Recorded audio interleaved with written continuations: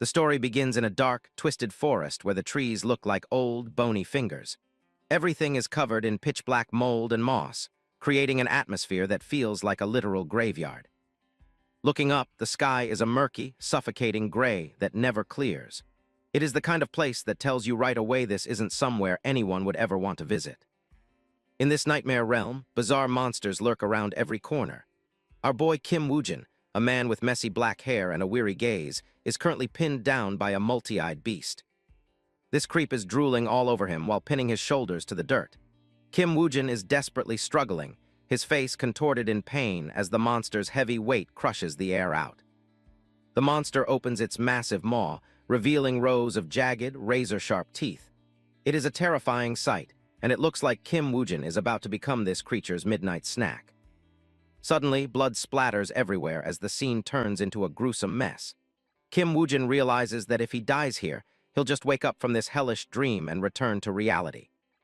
Right then, he bolts upright in bed, gasping for air and drenched in sweat.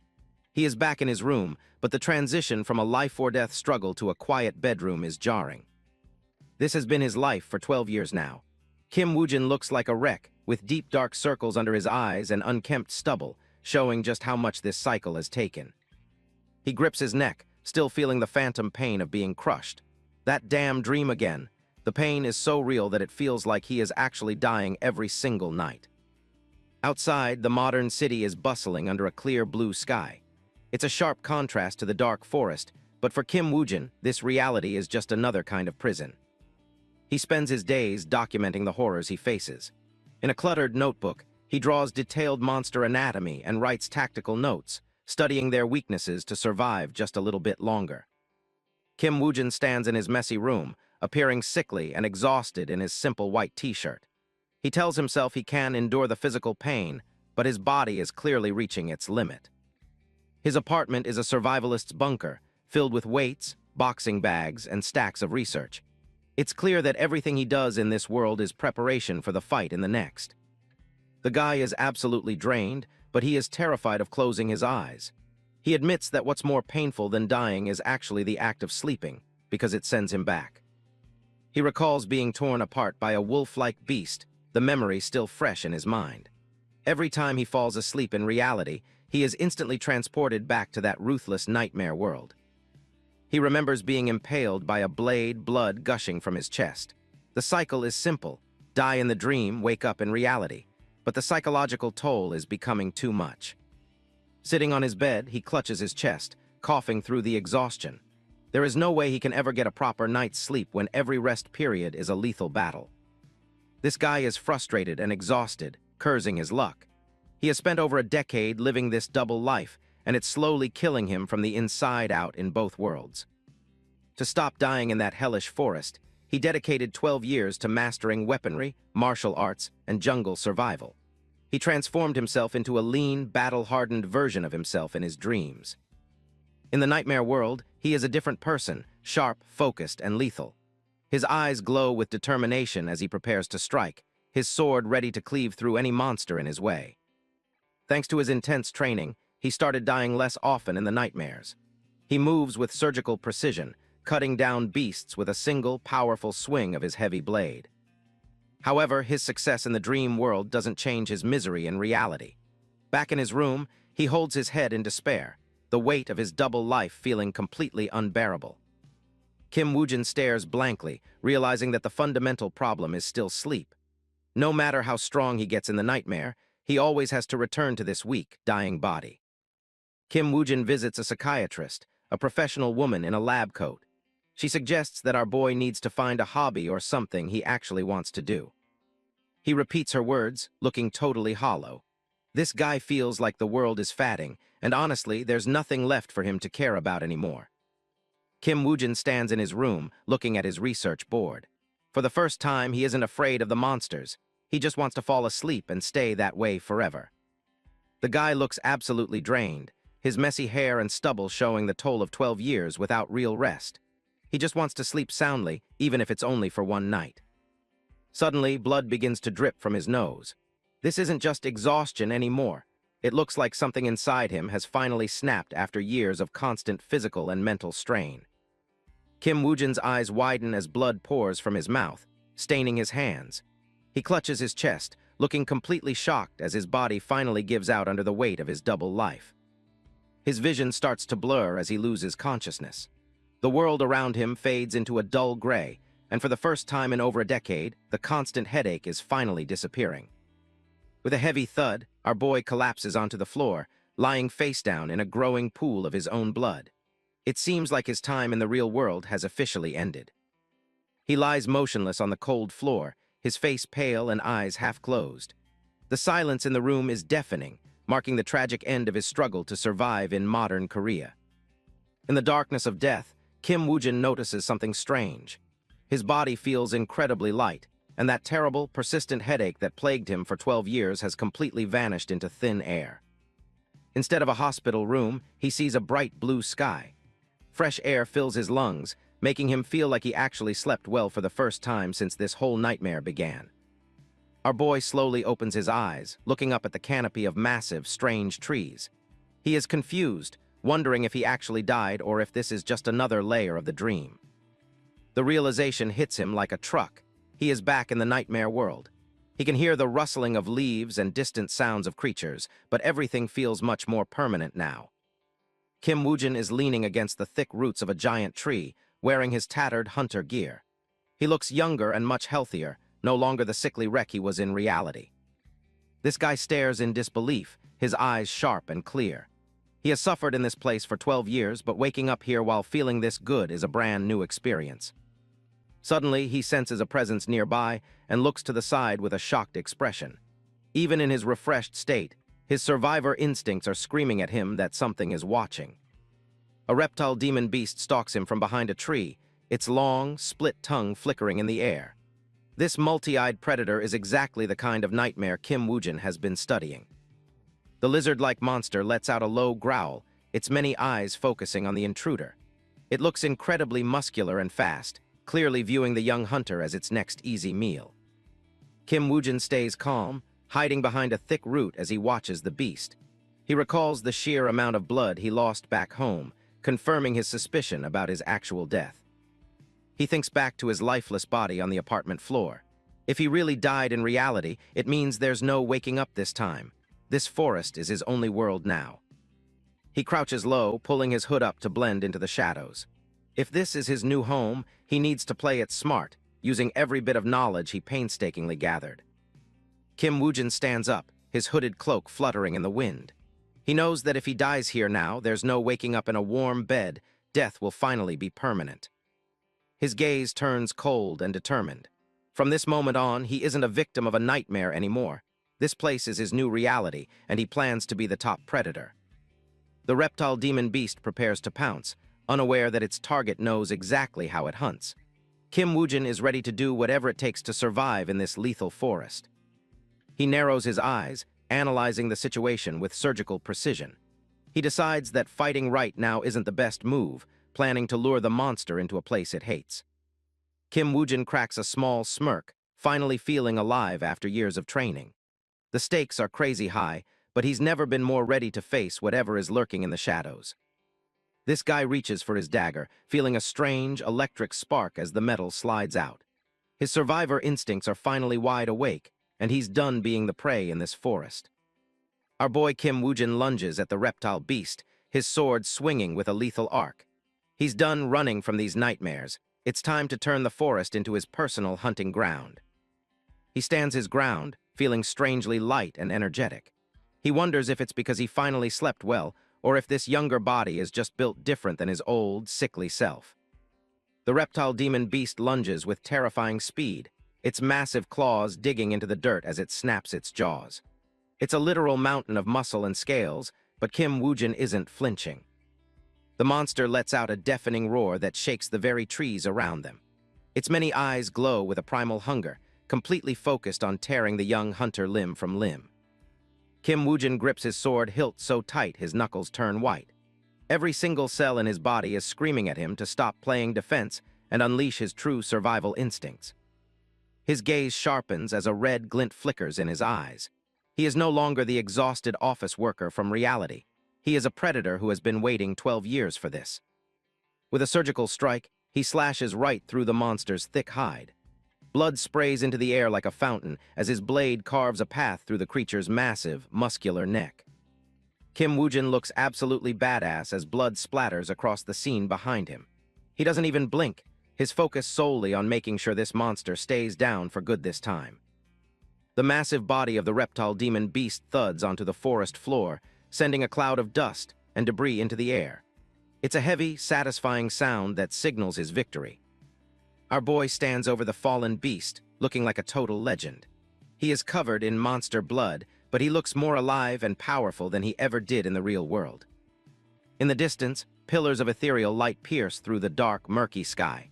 It is a mysterious and beautiful sight, suggesting there is much more to this world than just dark forests.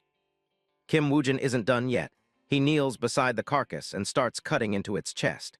He knows these monsters carry something valuable inside that could be the key to his survival. He peels back the flesh to reveal a glowing blue core, pulsing with a strange, magical energy. It's the ultimate reward for his first real hunt in this permanent nightmare world. He holds the radiant core in his hand, his face still streaked with blood. He looks at it with a mix of fascination and grim determination, realizing its importance for what's ahead. Kim Woojin stares at the core with a cold, intense gaze. He can feel the power radiating from it, and he knows that every hunt from now on will only make him stronger. He brings the core close, his mouth slightly open as if he is savoring the victory. This isn't just a dream anymore, this is his life, and he is going to own it. Leaving the carcass behind, he starts walking deeper into the forest. He has no intention of looking back at the world he left behind. His only goal now is to survive. His face is covered in blood, and his eyes glow with a fierce, red light.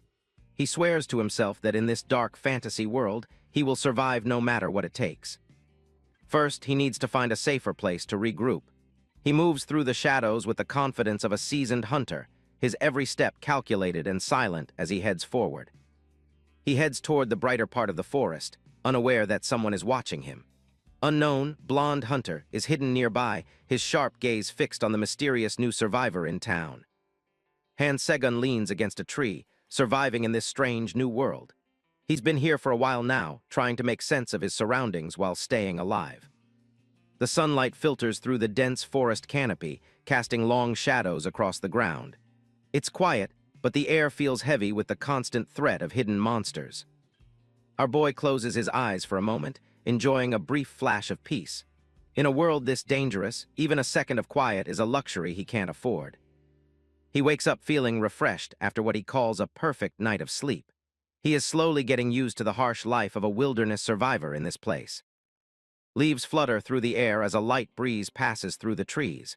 The forest seems empty, but Segun knows better than to let his guard down even once.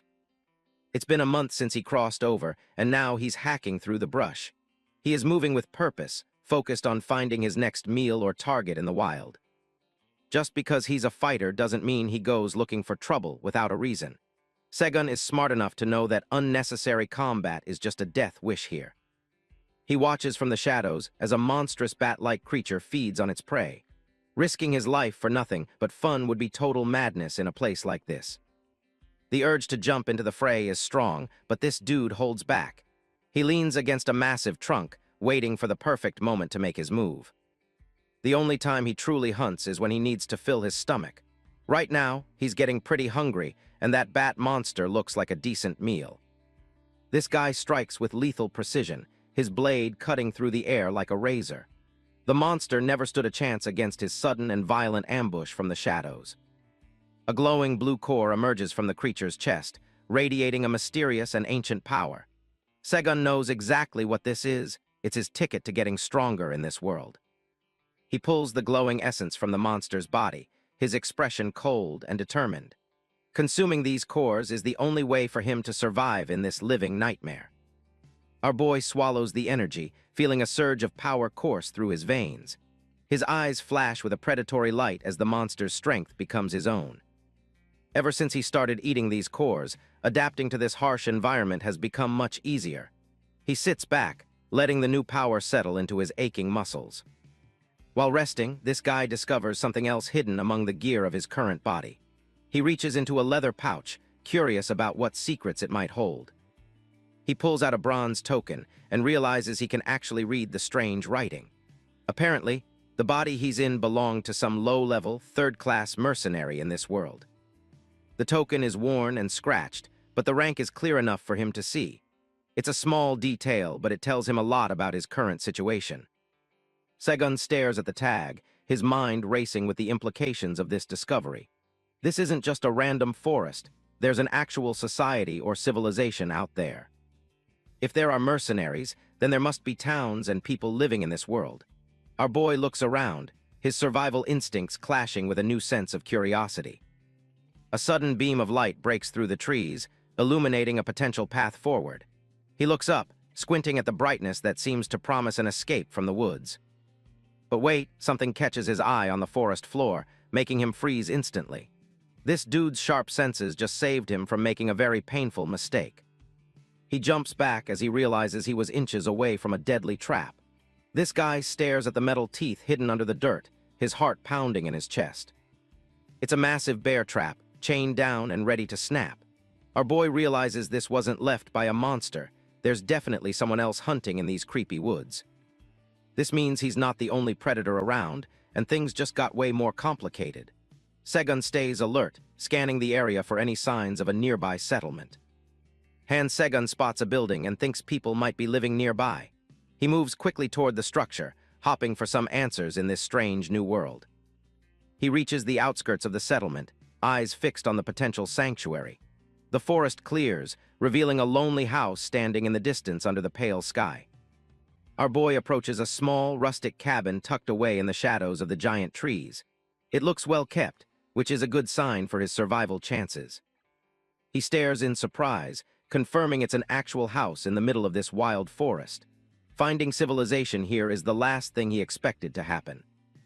This guy knocks on the door and calls out, but there's no immediate response.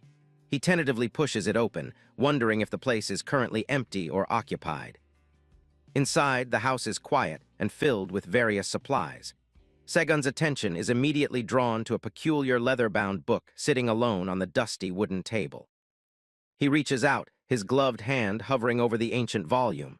There's something special about this book that he can sense just by looking at its ornate cover. This dude picks up the book and reads the title out loud. It's called Demonic Realm Chronicles, and he can barely believe his own luck right now. Suddenly, his eyes widen as he feels a cold, sharp presence behind him. He freezes instantly, realizing he's no longer alone in this small, quiet room. This guy starts flipping through the pages, finding detailed records of the world's history. He realizes that everything he needs to know is recorded meticulously right here.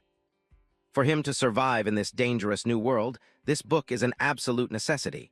He grips it tighter, knowing he can't afford to let it go. Just as he turns to leave, a heavy floorboard creaks right above him. Someone is moving stealthily, and they've already got him in their sights with a weapon. An old man drops down from above, aiming a crossbow directly at him. "Who are you?" the stranger demands, his voice low and filled with deep suspicion. The homeowner doesn't lower his weapon for even a second. He threatens to put a hole in Segun's head if he doesn't start explaining himself right now. Our boy is relieved to see another person, but the situation is far from friendly. He wonders if this guy has mistaken him for some common robber. Segun tries to stay calm, explaining he only came in out of curiosity. He keeps his hands visible, trying to de-escalate the tension in the small cabin. The old man isn't interested in his excuses and tells him to get lost. He makes it clear that he has no business with the young intruder. Segun nods, pretending to understand as he slowly backs away from the table. But his mind is already working on a way to keep that important book. His hand moves toward the leather-bound volume one last time. He knows he can't survive out there without the information contained in those ancient, dusty pages. Our boy asks if he can possibly borrow the book to read. He even offers to pay whatever price the old man deems fair for the item. The stranger's expression remains hard and cold as he stares down his target. He bluntly asks what will happen if he simply refuses to grant the request. This guy's eyes go dark as he realizes that survival often requires making tough choices. He absolutely needs this book, and he's not leaving here without it. His hand drops to his waist, reaching for the hilt of his weapon with a sharp motion. The time for polite negotiation is officially over for him. Segun makes it clear, if the old man won't hand over the book, he's ready to play the villain. That weird red glow in his eyes means big trouble is coming. Our boy draws his blade, forcing Hector to level his crossbow in response. The tension in the cabin is insane as they both wait for the other to blink. Hector stares intensely, his finger hovering over the crossbow's trigger. He's trying to gauge whether this young intruder is a genuine threat or just a lost soul in the woods.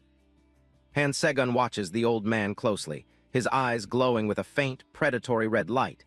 He's confident in his own strength, even against such a seasoned and dangerous warrior.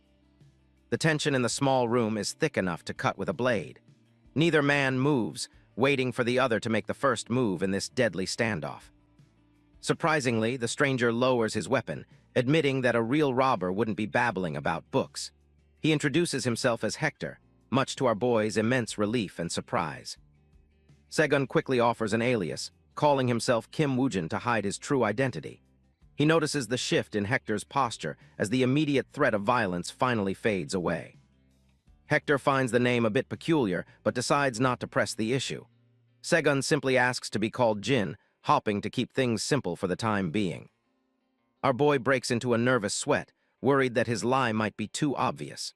He realizes that keeping up a fake identity might be harder than he initially thought. Hector explains that the book is incredibly precious to him, so he won't be lending it out. However, he offers Segun a place to stay while he reads the volume. In exchange for the hospitality and the knowledge, Segun agrees to help out with some simple chores. He bows his head, truly grateful for the unexpected act of kindness. The scene shifts to the exterior of Hector's lonely cabin as night falls over the dark forest. It's a quiet sanctuary in a world that's mostly filled with chaos. A pot of hearty vegetable soup bubbles over the warm fire, filling the room with a delicious aroma. Segun is officially staying at the old man's humble, safe house. Hector might be a bit gruff and blunt, but he doesn't seem like a bad person at heart. He encourages Segun to eat up and regain some much-needed strength. For the first time in what feels like forever, Segun enjoys a warm, home-cooked meal. He's moved by the simple comfort of the soup, his expression turning soft and calm. It's absolutely delicious, and our boy can't help but shed a single tear of joy. He starts to think that Hector might actually be an angel in human disguise. The next morning, Hector prepares his gear and announces that he's heading out into the woods. He warns Segun that his hunt might take quite a while today. This guy reveals that he's seeking revenge on a monster that slaughtered his old comrades. The weight of his tragic past is visible in his somber and determined expression. Hector looks incredibly strong, so seeing him this nervous makes Segun's heart sink. He realizes that whatever they are up against must be a truly terrifying and powerful creature. The old man walks out the door, his crossbow slung over his shoulder. Our boy watches him go, knowing that a considerably powerful monster is lurking nearby in the woods. Once he's alone, Segun finally picks up the ancient chronicles and begins to read. He needs to understand the history of this world if he wants to stay alive. All the stories in the book begin with the fall of the Northern Empire. He sees images of a great fortress engulfed in flames while soldiers march to war. The king of the Northern Empire, blinded by his own greed, committed a terrible sin. He laid his hands on the otherworldly gate, seeking forbidden and ultimate ancient power. The gate was said to hold the truth of all creation and immense strength. A pillar of red light erupted into the sky as the ancient seal was broken. On that fateful day, the calamity officially began and changed the world forever.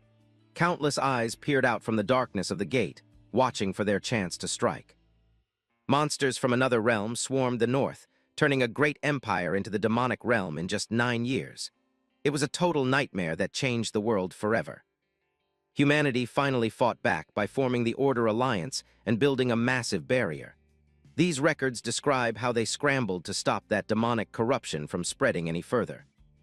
Segun closes the book, his mind racing with the information he just uncovered. He starts to piece together the terrifying truth about the world he now inhabits. He leans back, contemplating the records of the demonic realm's hierarchy. There's a lot of useful information here, but it also paints a very bleak picture for humanity. According to the chronicles, the strength of the monsters increases the deeper one travels into the heart of the realm. This realization makes his heart sink with worry. Out in the forest, Hector is already in the middle of a desperate struggle. He sprints through the undergrowth, his breath coming in ragged gasps as he's pursued. Segun remembers how the monsters seemed to get weaker as he moved toward the light. He wonders just how deep inside the demonic realm he had been wandering. Hector turns back, his face etched with strain and determination. He knows he can't outrun these beasts for much longer and must make a stand right here. A pack of monstrous wolves with glowing red eyes and distorted bodies emerges from the shadows. Hector realizes he's vastly outnumbered and in serious trouble now.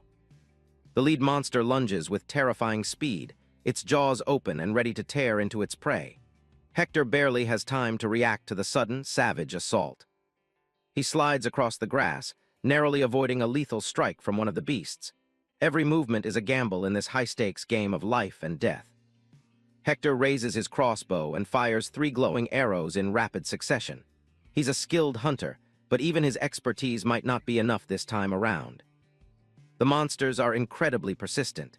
They don't even bother dodging the arrows, instead using their claws to snatch them right out of the air. They circle the old man, closing in from all sides to ensure their target has no possible way to escape. "Damn it," Hector growls, realization dawning on him as his weapon fails to thin the pack. He's starting to feel the weight of his age in this fight. Suddenly, he spots a dark silhouette standing near his house in the distance. He's shocked to see the young man he just took in is already here. Segun slowly steps forward, his eyes glowing with a menacing red light as he unsheathes his massive blade. He looks like a completely different person the moment he enters the fray. "Jin, run!" Hector screams at the top of his lungs, desperate to save the boy from certain death. He knows all too well how dangerous it is here. But Segun doesn't run. Instead, he leaps into the air with incredible power. Hector watches in pure disbelief as the young man he called Jin takes control of the situation. He never expected such raw power from a mere stranger. Segun's gaze is cold and focused, his predatory instincts taking over completely. He's no longer just a lost boy, he's a force of nature in this realm. In the blink of an eye, he blurs into the center of the wolf pack, looking to kick off a real fight. His eyes glow with a murderous red glint as he descends from above, swinging his blade to gift the nearest beast a strike that will instantly reconnect it with its ancestors. But these monsters are absolutely delusional. Seeing death staring them in the face, they don't even try to run, but instead raise their limbs for a head-on clash. Their pathetic flesh actually thinks it can devour cold, hard steel. He brings his massive blade down in a vertical arc, bisecting a monster with terrifying efficiency. Blood sprays across the grass as the creature falls dead instantly. The remaining wolves are stunned by the sudden slaughter of their pack mates. Hector can only stare, his own weapon forgotten in the face of such strength. The remaining monsters start backing away, their growls turning into terrified whimpers. They've finally realized that they aren't the predators in this clearing anymore. It's a total shift in power. This massive brown-furred beast snarls, staring down the new threat with a mix of rage and terror. It's standing its ground, and the real fight is finally starting. Hector's eyes widen in sheer disbelief as he witnesses something he never thought possible. A cold sweat breaks out on his forehead while he mutters a silent prayer to himself. The source of his shock is the young man standing amidst the carnage of the battlefield. Han Segun has just bisected the lead werewolf with a single, devastatingly powerful slash. Segun stands perfectly still for a moment, the blood of his enemy dripping slowly from his weapon onto the grass. He calls out to Hector, his voice cutting through the silence.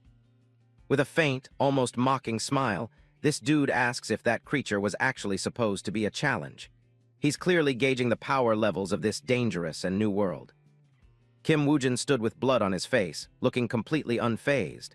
He casually asked if the monster he just took down was actually strong, showing how little he feared these demonic beasts. Hector, a veteran survivor with a thick white beard, stared back in disbelief. He couldn't believe our boy was casually questioning the strength of a creature that haunts most seasoned hunters.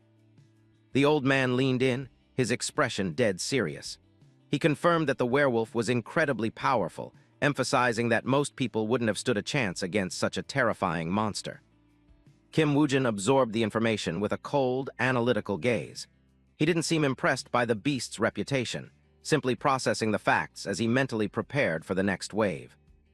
He turned his attention toward the forest where a whole pack of wolves was waiting.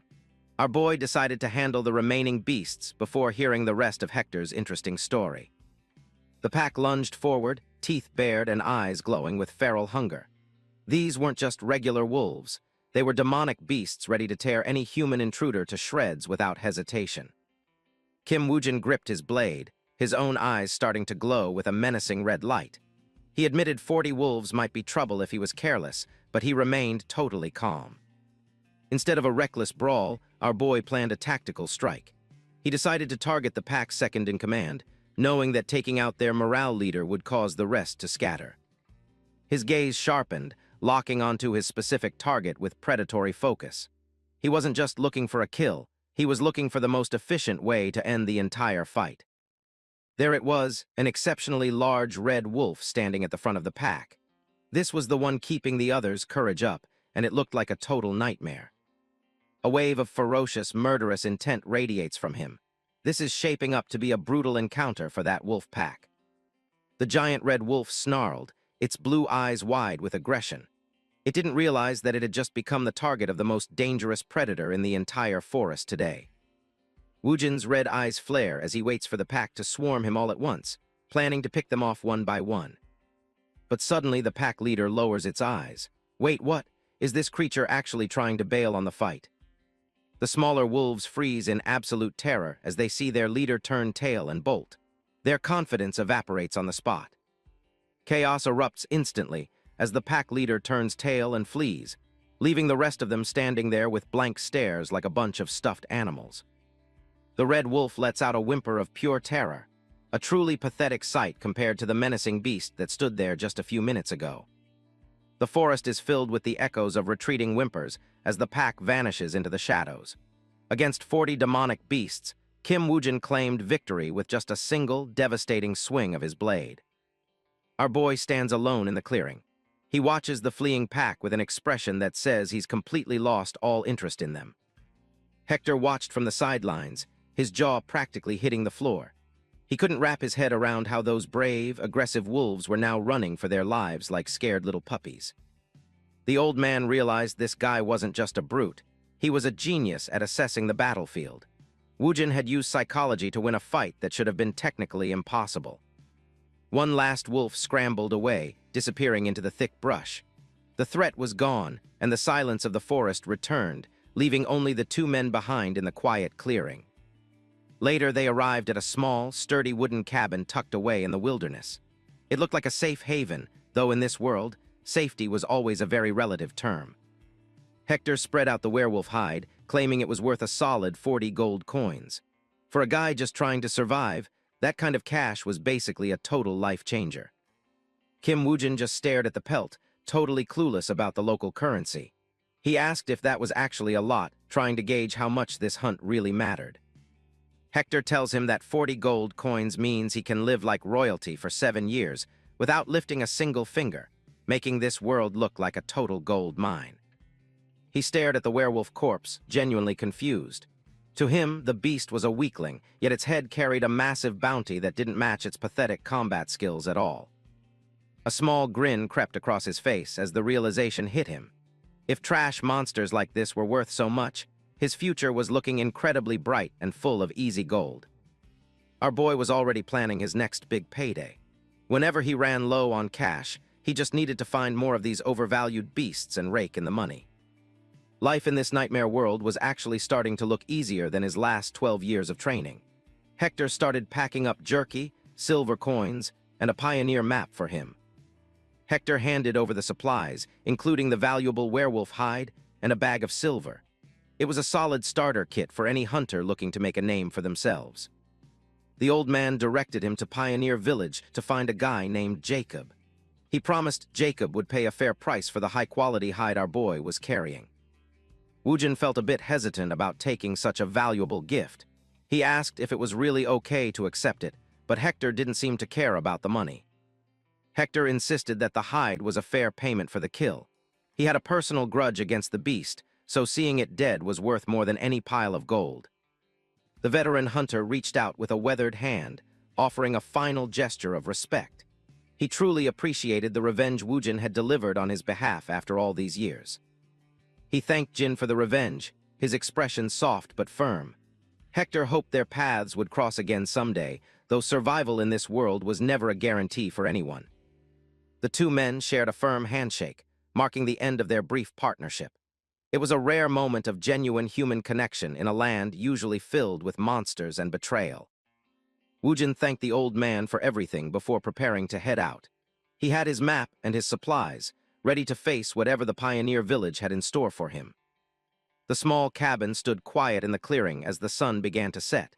It had been a brief sanctuary, but our boy's journey was only just beginning in this vast world.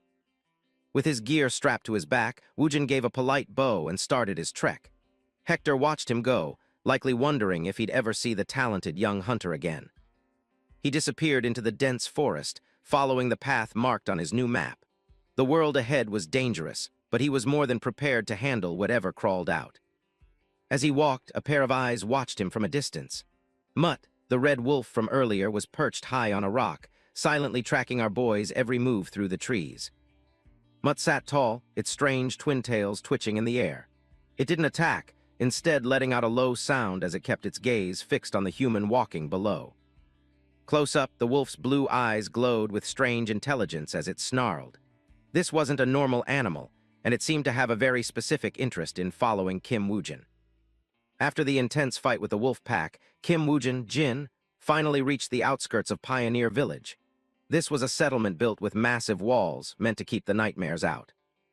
Looking at the towering wooden fortifications, our boy couldn't help but be impressed. This was the first sign of human civilization he'd seen since waking up in this terrifying new world. At the gates, the security was tight. The guards were armed to the teeth, and they weren't exactly handing out warm welcomes to strangers. Thankfully, Woojin managed to talk his way inside. As he walked through the muddy streets, he realized this place was well stocked for a frontier town. But there was something off. The atmosphere felt heavy with suspicion and suppressed violence. Everywhere he turned, people were staring. These weren't friendly neighbors. They looked like hardened mercenaries and thugs who would slit your throat for a copper coin if you even blinked. Woojin kept his guard up, noticing how everyone was on high alert. He was a complete stranger here, and in a place like this, being new was basically like having a target. He knew that in a world overrun by demonic beasts, there was one thing even more dangerous than the monsters roaming the woods. It was a lesson he'd learned the hard way. That dangerous thing was other people. Human greed and betrayal could be far more lethal than claws or teeth, especially when there were no laws left to hold the monsters back. Following Hector's directions, he eventually found the local tavern. The sign swinging above the door was a bit worn, but it was exactly the place he was looking for to sell the hide. Pushing the doors open, he stepped into a room filled with the smell of cheap ale and unwashed bodies. It was loud, crowded, and perfectly suited for the man he needed. Our boy moved through the crowd, ignoring the glares from the rowdy patrons. He wasn't here to make friends or have a drink. He had business that required a specific contact. He walked straight up to the bar and placed his heavy pack on the counter. The man behind the bar didn't even look up at first, just offering him a cheap beer. Woojin didn't have time for small talk or a drink. He leaned in and asked the bartender if he knew where he could find a man named Jacob to handle some business. The man pauses his work, his eyes shifting toward a patron sitting near Jin. The nearby customers fall deathly silent, sensing that something interesting is about to go down at the bar with this newcomer. As it turns out, this fruit-munching guy is exactly the one he's looking for. Jacob introduces himself with a slick, greasy grin, but Woojin immediately labels him a professional scammer just by looking at his face. He told the creep that Hector had sent him. Apparently, the old man had mentioned that Jacob would be willing to pay a fair price for a high-quality werewolf hide he'd found. The moment the words werewolf hide left his mouth, Jacob nearly jumped out of his skin. He couldn't believe an old-timer like Hector had actually managed to take down a monster. Jacob started unrolling the massive hide, his eyes practically turning into gold coins. Woojin didn't bother correcting him about who actually did the killing. He just wanted his payment in full. This guy was absolutely mesmerized. A werewolf hide of this quality was worth a fortune, and you could see the gears in his head turning as he plotted his next move. He kept muttering about how the old man finally pulled it off. In his mind, there was no way a young, scrawny-looking kid like Woojin could have hunted such a beast. A nasty grin spread across the scammer's face.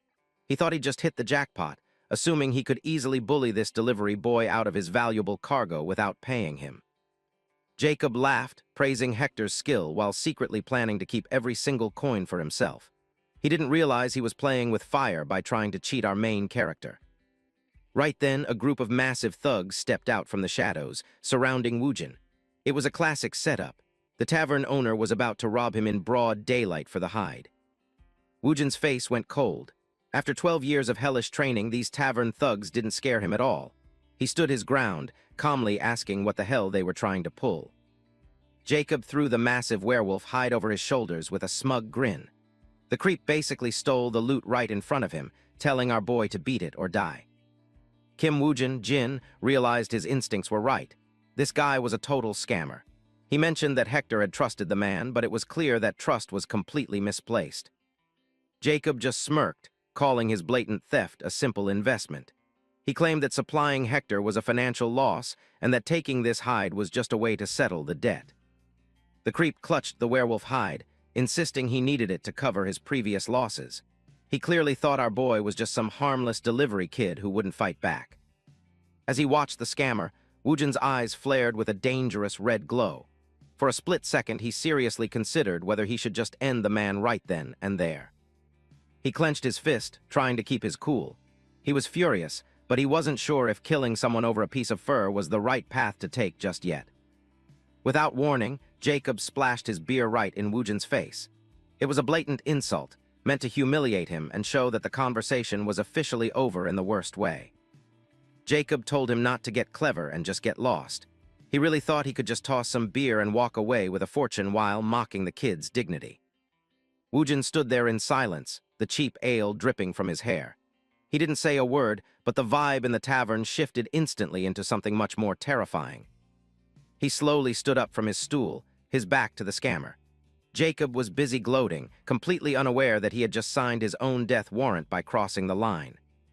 The tavern thugs begin to close in, their weapons drawn and ready. They expected a quick and easy robbery, but Woojin just stands up and walks straight toward the door, leaving everyone absolutely stunned. Thinking the kid was giving up, Jacob grinned and called it a smart choice. He really believed the threat of his thugs was enough to make anyone back down without a fight. But then Jacob noticed something was off. The look on Woojin's face wasn't fear, it was something much colder. The tavern owner's smug grin started to falter as he realized the mistake. With an explosive burst of strength, Woojin hoists a massive cabinet and slams it right against the exit, blocking the way. The deafening crash echoes through the room, officially kicking off the brawl. He turned his head slightly, calling out to Jacob one last time. The tone of his voice was dead calm, which made the situation feel 10 times more intense for everyone. This guy didn't even flinch. He told Jacob that if he really intended to pull off a scam, he should have gone for the neck instead of trying a cowardly backstab. Jacob was stunned by the kid's sheer audacity. He quickly ordered his thugs to attack, claiming that the brat clearly didn't value his own life enough to stay quiet. The tavern thugs charged in all at once, screaming at the top of their lungs. They swung their weapons with everything they had, aiming to end our boy right there. One thug lunged forward with a wild swing, but Woojin just watched him with bored eyes. He realized that killing trash like them wouldn't leave a single ounce of guilt. With a sudden blur of motion, he drew his blade. He decided that if these guys were so eager to play with their lives, he'd happily show them the consequences. Clang, with a swift flick of his blade, he parries a fatal strike in the blink of an eye. He makes the entire move look as easy as pie. One of the thugs froze in shock, realizing too late that this guy was on a completely different level. He barely had time to shout about how strong the kid was. Woojin's eyes locked onto his target, glowing with red intent. He wasn't just defending himself anymore. He was systematically dismantling everyone in the room with cold-hearted efficiency. Blood splatters across the floor as our boy delivers a brutal slash. He's so fast that the guy only has a split second to think.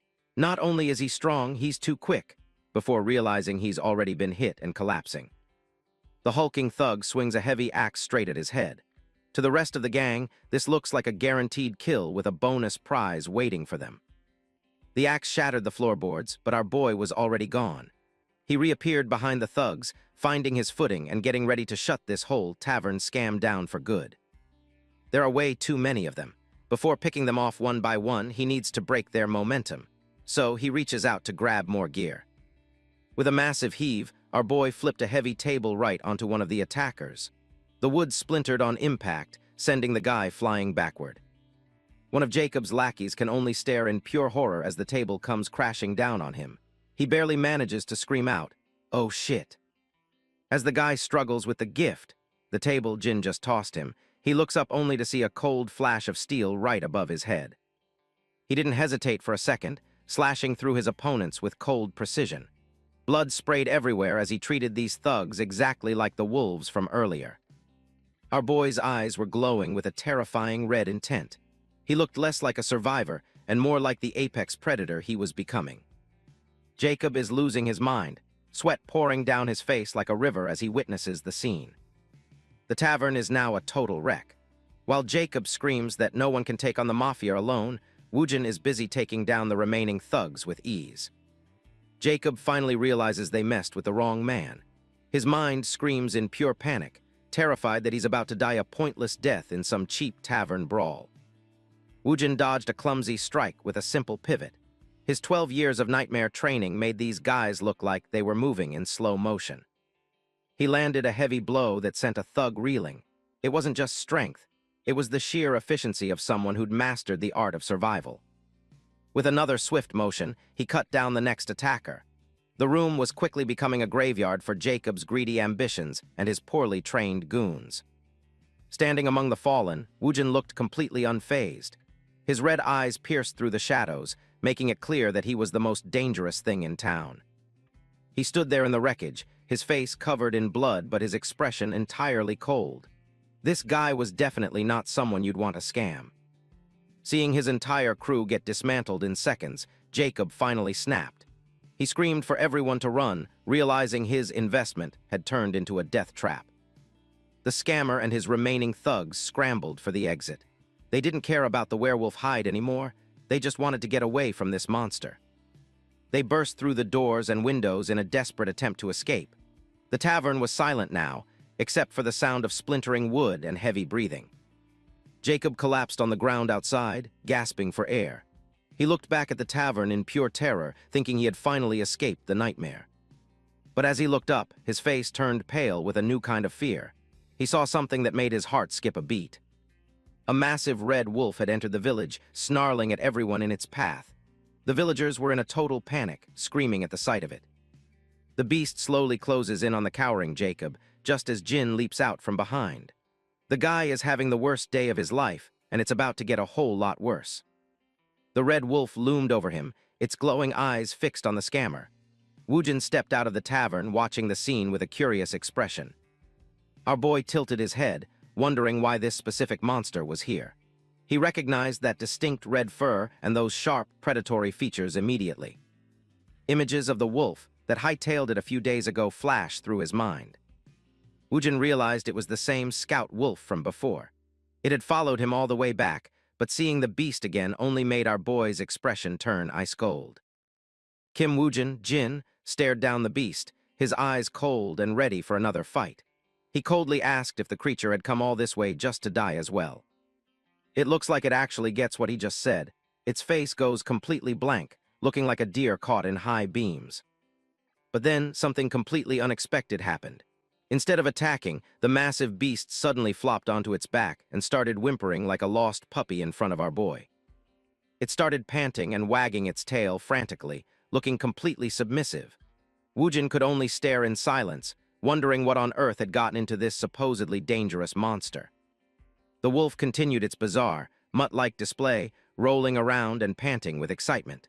The sight was so ridiculous that even the cowering thugs were left completely speechless. Jacob's thugs were absolutely baffled. They had expected a bloody massacre, but instead, they were watching a demonic beast act like a golden retriever at a park. Our boy looked down at the rolling monster, his expression a mix of confusion and irritation. He couldn't believe this fierce hunter was showing such pathetic, mutt-like behavior.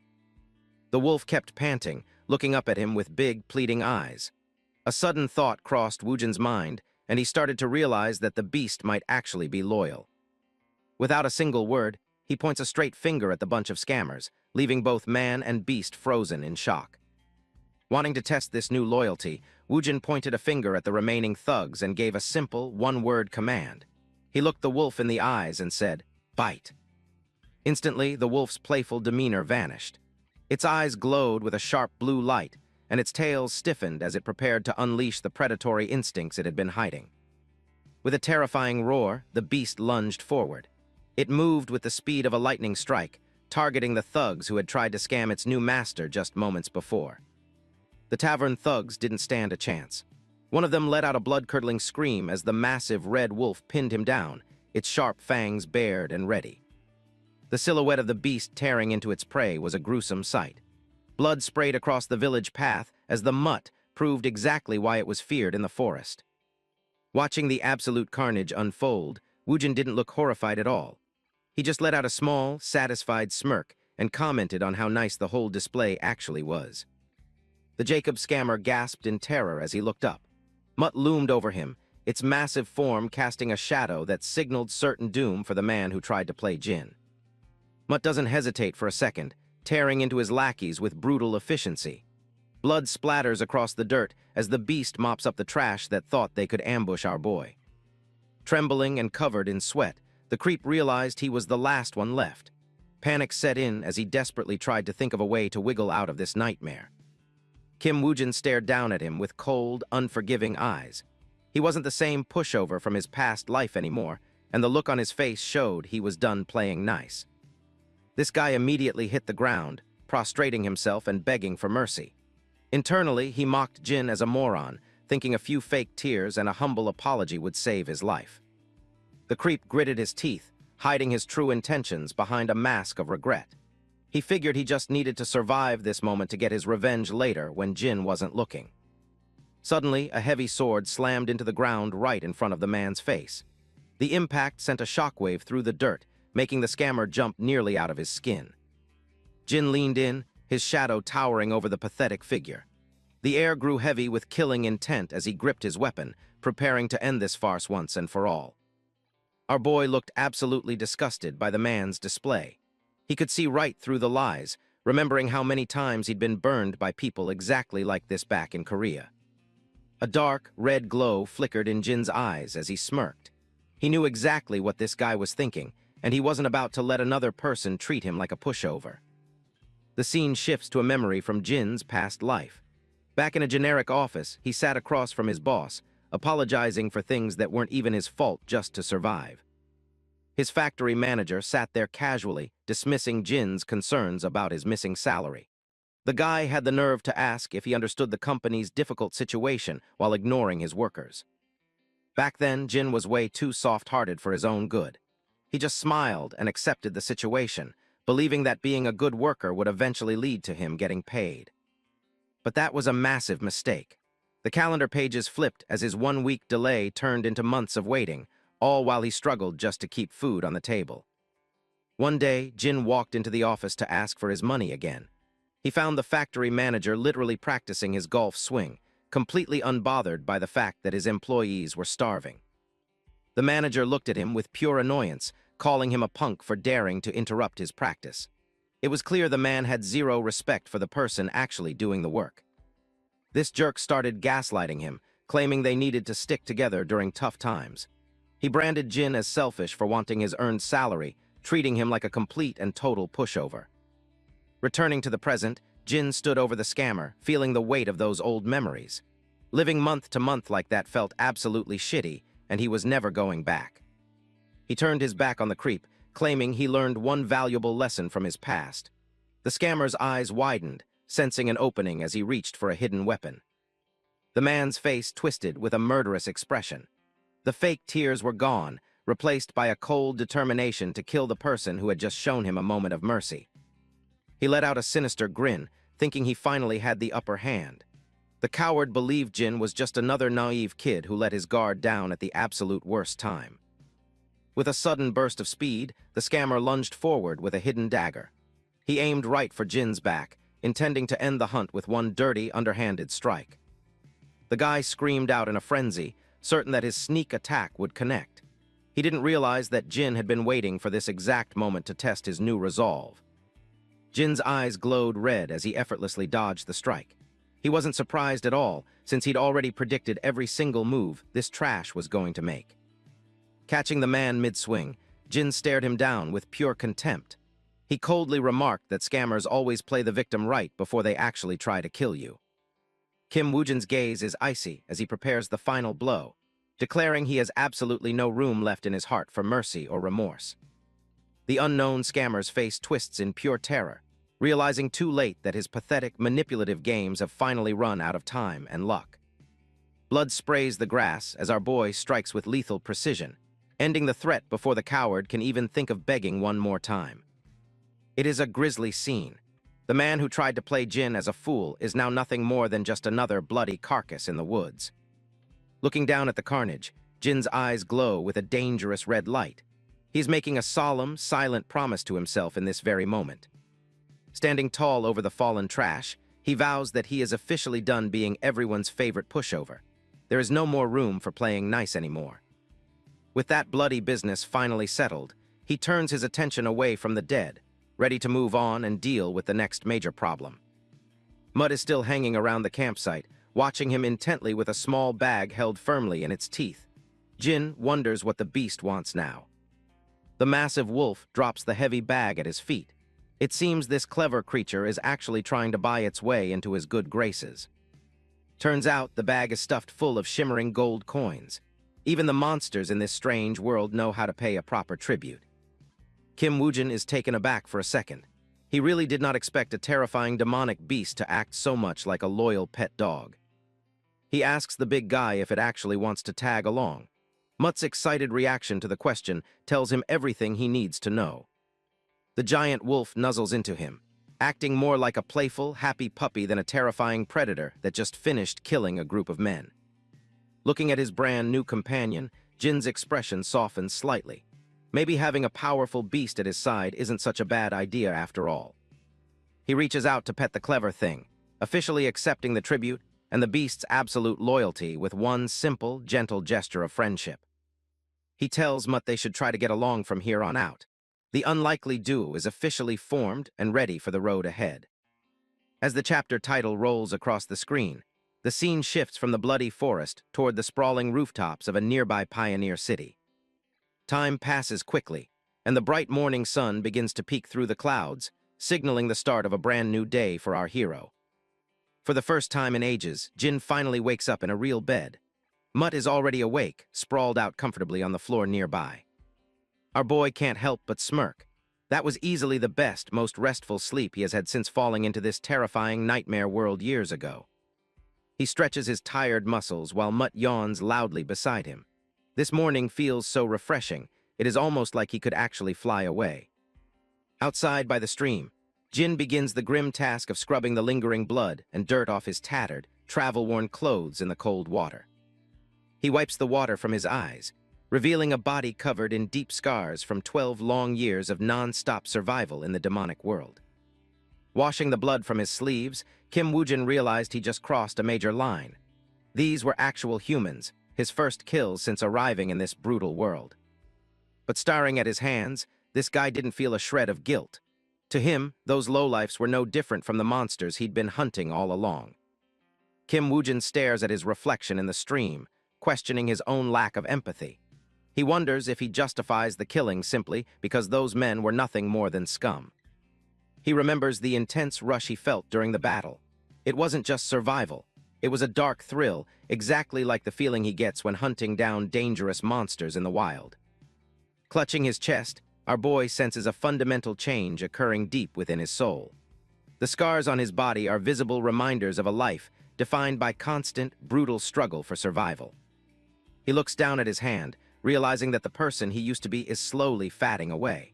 The nightmare world is molding him into something far more cold and efficient. With red eyes glowing, Jin wonders if he's becoming cursed by this world. But he quickly dismisses the thought, deciding that surviving another day is really the only thing that actually matters. The scenery shifts as our boy prepares for a new chapter. He's determined that his life here will be a complete departure from the miserable, exploited existence he left behind in Korea. Accompanied by the massive Mutt, Jin heads towards civilization. He vows to never again suffer the absurdity of being a pushover and intends to live a life of true abundance instead. Under the shade of his hood, the hunter's expression is hard and determined. He isn't worried about the future anymore. He just wants to simply enjoy the present moment as a survivor. The towering walls of the 5th Pioneer City finally come into view. Jin's first order of business is to sell the valuable pelt he's been hauling across the dangerous wilderness. Before entering the gates, our boy tells Mutt to stay nearby but remain out of sight. He knows bringing a demonic beast into the city center would cause way too much unnecessary trouble. Jin walks through the bustling city streets, blending into the crowd of commoners and children.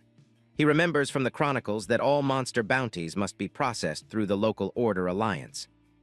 As he heads toward his destination, this guy can't help but wonder if Mutt is a bit of a mean name for his companion. But honestly, it's short and easy to remember. He arrives at a grand building with tall towers and white domes. This is the Order Alliance headquarters, the place where hunters can finally turn their hard-earned trophies into cold, hard cash. Inside, the Order Alliance clerk is having a very slow day, yawning and stretching at his desk. He has no idea that a legendary hunt is about to walk right through his door.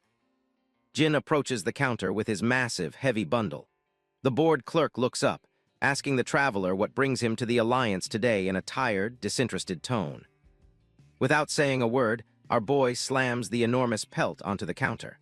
The weight of the kill makes the wooden table groan, finally catching the attention of the sleepy young clerk. Jin states his business clearly, telling the official he's here to collect a monster bounty. He stands there with a calm, confident aura that suggests he's seen much worse than a desk. The clerk barely looks at the trophy, dismissively calling it common dog skin. He tells Jin that this isn't a place to pull off stupid pranks on the Alliance's hard-working staff. But as he leans in for a closer inspection, the clerk's eyes suddenly bug out. He stops mid-sentence, realizing the texture and quality of the fur are definitely not from any common animal. This guy starts scrambling over the counter, his heart racing as he confirms the truth. He shouts out in disbelief, identifying the massive hide as a rare and extremely valuable werewolf pelt. Sweat beads on the clerk's forehead as he looks at Jin with newfound respect. He stammers out a question, asking if this random traveler actually managed to catch such a beast himself.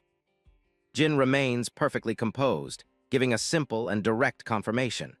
He caught the monster earlier, and now he just wants to get paid for the dangerous work he successfully completed. After the initial shock wears off, our boy is led into a private, grand room to wait. He sits at a massive table, looking remarkably out of place in such high-end surroundings. The guild official finally shows up with a heavy bag, apologizing for the delay. Turns out, verifying a werewolf pelt takes a while because they're worth so much money. He drops the pouch on the table with a heavy thud. It's filled with gold coins, the massive payout for Woojin's first big hunt in this dangerous new world. Kim Woojin stares at the heavy bag of gold coins sitting on the table. He calculates that this wealth is more than enough to live a very lazy life for at least 6 or 7 years. As he peeks inside the pouch, the sight of the shimmering coins makes him feel a strange sensation. It's a physical trembling that's completely different from the adrenaline rush he gets during a hunt. Our boy lets some of the gold slip through his fingers, a small smirk playing on his lips. He finally realizes that having a lot of money in this world is definitely a good thing. Just as he's enjoying the moment, the Order Alliance official speaks up with a nervous tone. Jin looks at him, curious about what else this man could possibly want from him right now. The official leans forward, asking if the traveler would be interested in taking on another special request. He admits that he actually has a major favor to ask of the talented monster hunter. Jin's eyes narrow with sudden interest as he repeats the man's words back to him. The prospect of earning even more gold is something that he definitely is not going to just turn down. The official sighs, explaining that a dangerous monster recently appeared at a nearby quarry. Its presence is causing a massive headache for the city's administration and the hardworking local laborers alike in the city. Because of this beast, the workers are too terrified to enter the quarry. This means they can't mine any bloodstone, which is preventing money from circulating properly throughout the entire Pioneer City today. He paints a grim picture, saying the whole city is on the brink of ruin. Rumor has it that this particular monster is significantly stronger and more dangerous than a standard forest werewolf hide. Despite the danger, the official looks at Jin with a glimmer of hope.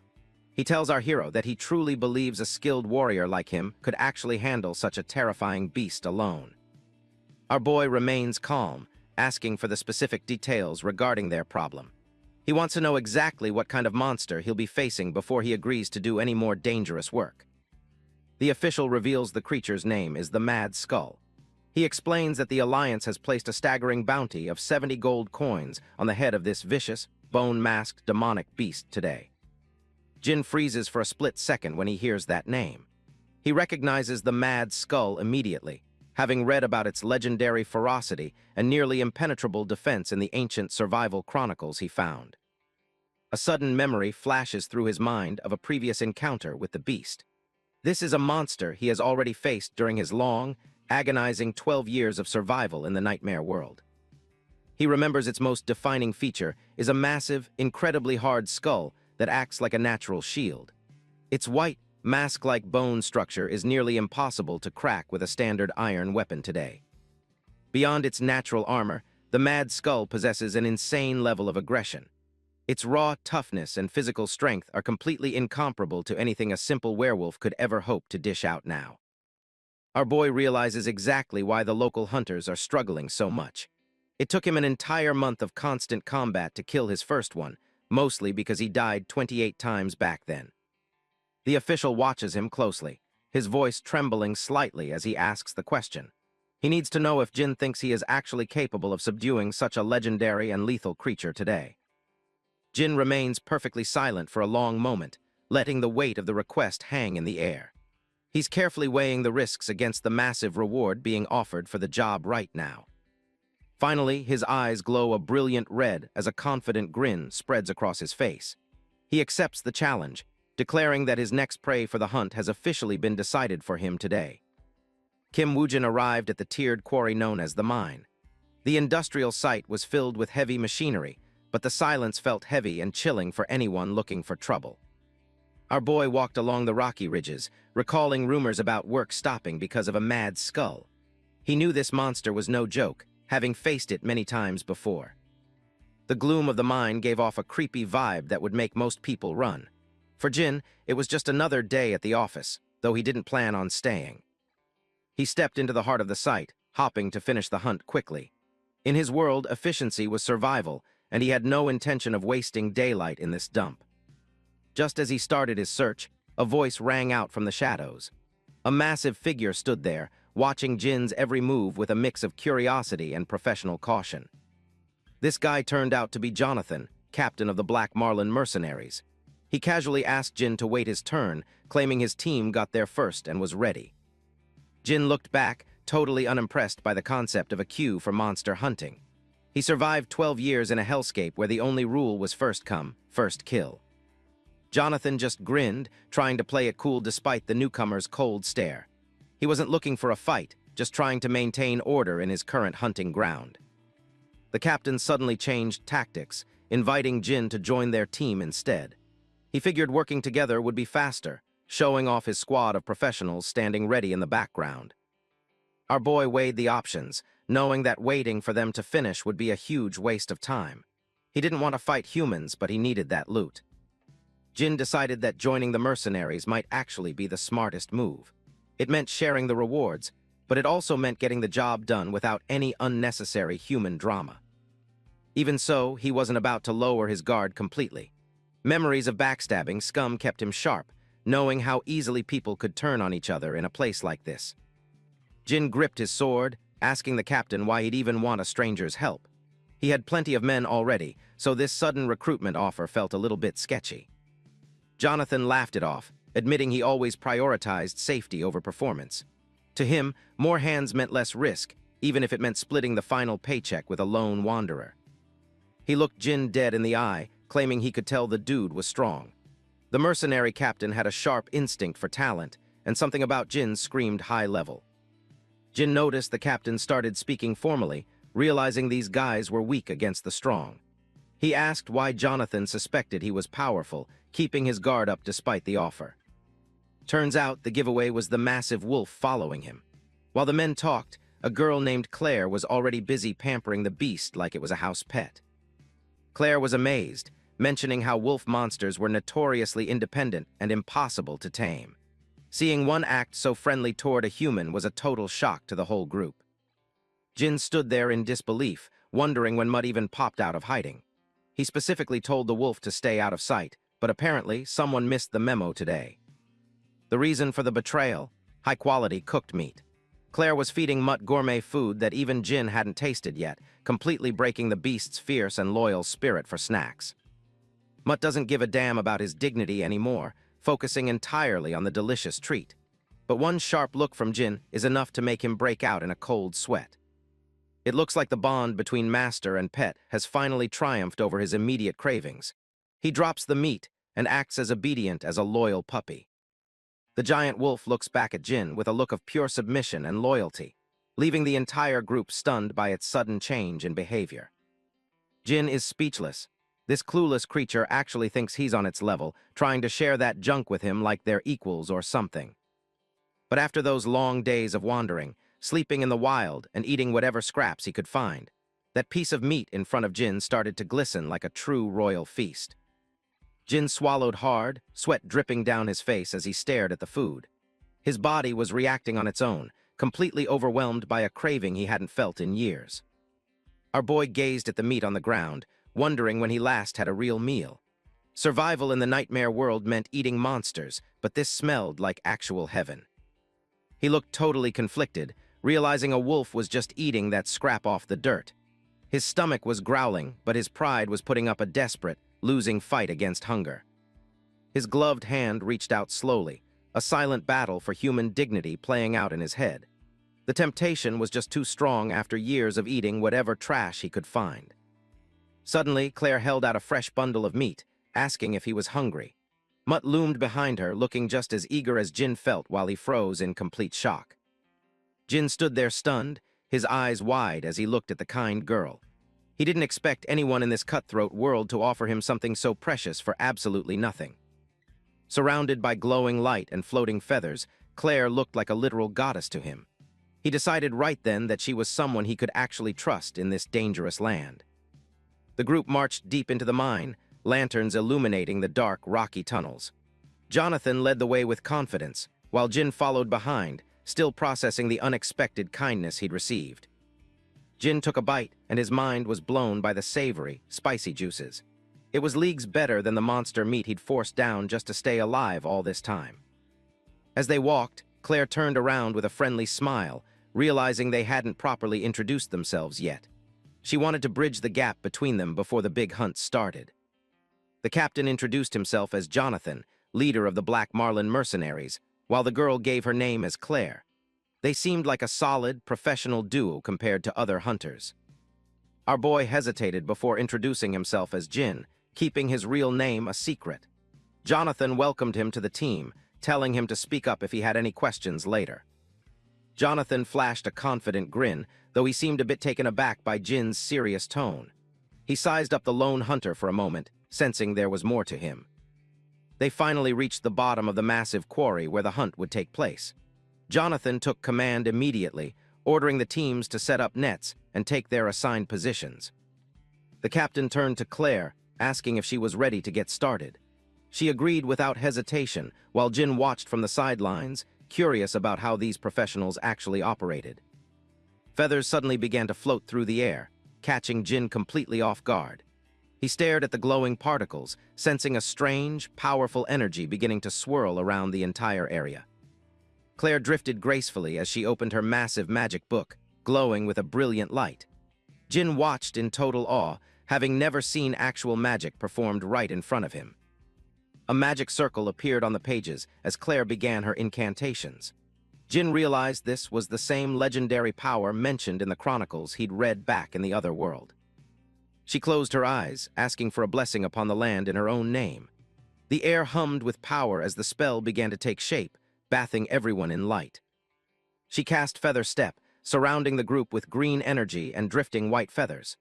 Jin felt the weight of his body change as the magical buff took hold of his limbs. Jonathan felt the power surging through him, praising Claire's skills as being top-notch. He looked more than ready to face whatever monster was hiding in the depths of the mine. Claire warned the captain that the buff would only last about 3 to 5 minutes. Jonathan didn't seem worried, simply stretching his arms as the green aura flared around his body. The captain stepped forward, his boots glowing with magical energy as he prepared to move. He told everyone to stay ready while he went to draw out their dangerous target. Jonathan sprinted into the quarry to lure the mad skull, moving with insane speed. Glowing feathers trailed behind him as he zipped across the ground faster than any normal human. Jin watched with a smirk, totally impressed by the captain's massive speed boost. He had to admit, seeing this magic in action made the whole situation look pretty cool. Jin watched Claire as magical feathers drifted around her. He couldn't help but wonder if he could eventually learn to harness such power for himself in this dangerous world. One of the mercenaries gripped his spear, shouting that there was no time to waste. The dreaded mad skull was approaching fast, and the entire team needed to be ready. The team worked together to set up a massive net trap at the bottom of the quarry. Jonathan warned everyone to stay sharp, knowing a single mistake could be fatal. Jin observed the formation, nodding the mercenaries' plan to lure the beast into a trap and then overwhelm it. He admitted it was a solid strategy for a group hunt. Our boy remained skeptical as he stared ahead with a serious expression. He questioned whether this standard group tactic would actually be enough to bring down a monster like the Mad Skull. Jonathan charged forward with incredible speed, fueled by the green magical energy of the feather step spell. He moved directly toward the massive, horned beast to lure it into position. The captain gritted his teeth and let out a loud command to the trap team. The timing had to be perfect if they wanted to catch the charging monster in their net. Jonathan nimbly dodged a vicious strike from the Mad Skull, his movements boosted by the magic. The massive creature roared as it lunged forward, nearly catching the agile mercenary captain.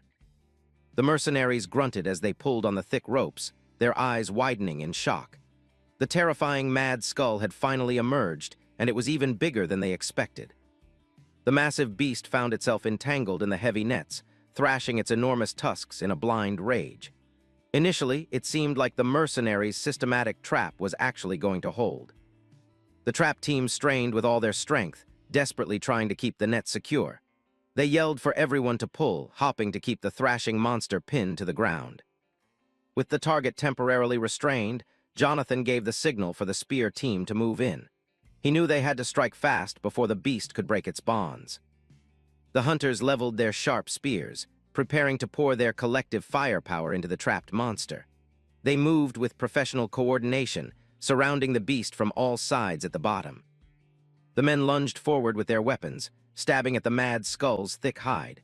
They hoped to finish the fight quickly while the massive creature was still entangled in the net. The Mad Skull let out a deafening roar of pain and fury as the spears struck home. Its red eyes glowed with malice while it struggled against the confining ropes. Suddenly, the ground shook as the beast surged with unexpected power. The mercenaries holding the ropes were nearly yanked off their feet, realizing their plan was starting to fall apart. With a violent surge of raw strength, the Mad Skull began to tear through the heavy nets. The beast's power far exceeded what the mercenaries' equipment was designed to handle. Jin watched the scene unfold from a distance, his eyes narrowing as he realized the situation had turned sour. He whispered that this was definitely not going according to plan.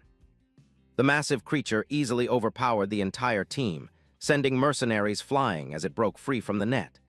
Panic began to set in as their systematic approach completely failed against it. One of the hunters shouted in frustration as his comrades were thrown around like dolls. He couldn't believe so many professional mercenaries were failing to hold down just one single monster. The Mad Skull let out a final, thunderous roar as it shredded the last of the net. Its eyes glowed a fierce red as it prepared to retaliate against its attackers. A close-up of the creature's eye revealed the pure, primal rage burning within. It was no longer a cornered animal, but a vengeful predator ready to tear everyone apart. The Mad Skull launched itself into a full-speed charge, heading straight for Claire.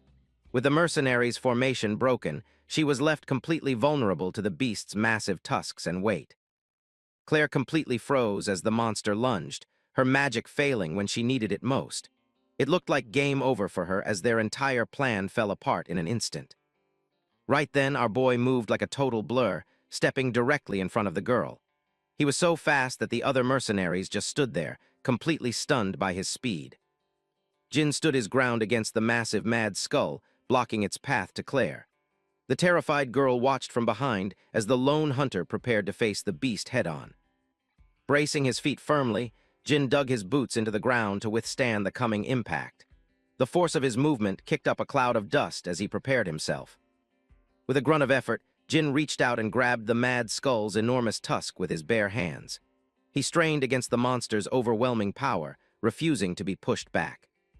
The mad skull let out a low growl, its hot breath hitting Jin's face as its red eyes glowed with malice. The beast seemed surprised that a mere human could resist it. Claire reached out in desperation, screaming a warning that the situation was far too dangerous. She couldn't believe Jin was actually trying to stop the rampaging beast with his own strength. Jin didn't even look back as he told Claire not to worry. His voice was remarkably calm despite the terrifying monster currently trying to crush him into the dirt right now. The hunter stared right into the beast's eyes, confidently declaring that he knew exactly how to take it down. He wasn't just guessing. He had years of survival experience guiding him. A dark smirk played across Jin's face as his eyes began to glow with a menacing red light. It was clear that the true hunt was only just beginning for him. Kim Woojin leaps through the air, grabbing onto the massive tusks of the mad skull. The giant boar roars as this guy tries to keep his balance during the intense battle. He quickly spins and shoves the beast as it lunges at him. Woojin handles the situation with extreme agility, his eyes scanning for any opening to land a decisive blow. The mad skull lets out a deafening roar, its red eyes fixed on the target. This creature is a pure powerhouse, and even one direct hit could end things for our boy. Woojin grinds his teeth, his gaze sharpening as he prepares for the next exchange. He knows he can't afford any mistakes while facing a monster with this much raw strength. The beast charges again with terrifying speed, forcing Woojin to hold his ground. He swings his blade, trying to find a weak point through that thick, armored hide. Our boy huffs, realizing his current strength might not be enough to take this thing down easily. He grips his sword tight, his body starting to feel the strain of combat. This mad skull is absolutely massive, its tusks looking like giant blades ready to impale anything in its way. It bellows in rage, determined to crush the human standing before it. A close call leaves Woojin cursing his own lack of focus for a split second. He realizes he let his guard down and needs to get back into the zone immediately. Suddenly, glowing white feathers begin to swirl around Woojin as he looks on in confusion. Something is changing, and he can feel a strange new energy washing over his entire body. Turns out, Claire decided to step in and help from the sidelines. She casts a powerful magic spell, sending a wave of mana toward our boy to turn the tide. Woojin is stunned as his body suddenly feels incredibly light, almost like he's floating. He describes it as finally dropping a heavy 30-kilo pack he's been carrying around for years. With this boost, a confident smirk plays on his lips. This guy finally has the edge he needs to execute his plan and take down the giant pig once and for all. Jonathan and the other mercenaries shout that they're coming to help, but Woojin isn't having it. He yells for them to stay back, wanting to handle this fight completely solo. The captain, Jonathan, freezes in his tracks, looking surprised by the sudden command. He didn't expect the new guy to be so insistent on fighting such a dangerous monster alone. Feathers continue to dance around Woojin's feet as he prepares to launch another attack. This magic buff is exactly what he needed to outmaneuver a beast this fast and powerful. He decides it's much easier to move without others getting in his way. Our boy leaps back into the fray, his movements now a blur of speed and precision thanks to Claire. Woojin starts analyzing the beast's patterns, knowing every monster has a fatal flaw. To hunt a mad skull, he just needs to exploit its simple, predictable biological behavior during the charge. Even with that scary name, this thing is ultimately just a giant pig. It can run fast in a straight line, but its massive size makes it a total nightmare at turning. The beast charges wildly, crashing into the walls as it tries to keep up with Woojin's new speed. It's a powerhouse, but it lacks the agility to handle sharp, sudden turns. Our boy plans to use the monster's own momentum against it to stop it in its tracks. He moves with grace, leading the mad skull exactly where he wants it to go. The ground shatters as the beast slams into a massive stone pillar, unable to stop its own charge. Rocks fly everywhere as the impact sends tremors through the entire ruin. Just as he predicted, The mad skull's hoof slips on the uneven ground during its frantic rush. This small stumble is the exact opening Wujin has been waiting for this whole time. The massive creature loses its footing completely and goes sliding across the floor. It lets out a pained squeal as its heavy body crashes down, leaving it vulnerable for a strike. Wujin is feeling way lighter than expected thanks to that magic buff.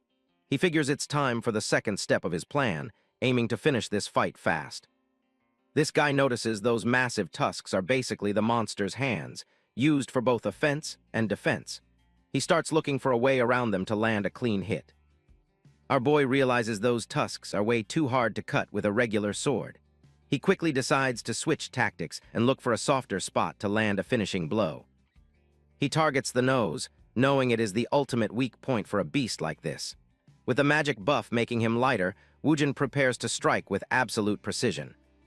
A massive splash of blood erupts as he lands a direct hit on the creature's snout. The mad skull lets out a pained shriek that echoes through the entire ruins. The pain only gets worse for the monster with every single move it tries to make. It is becoming way too burdened to keep up its aggressive assault against our boy.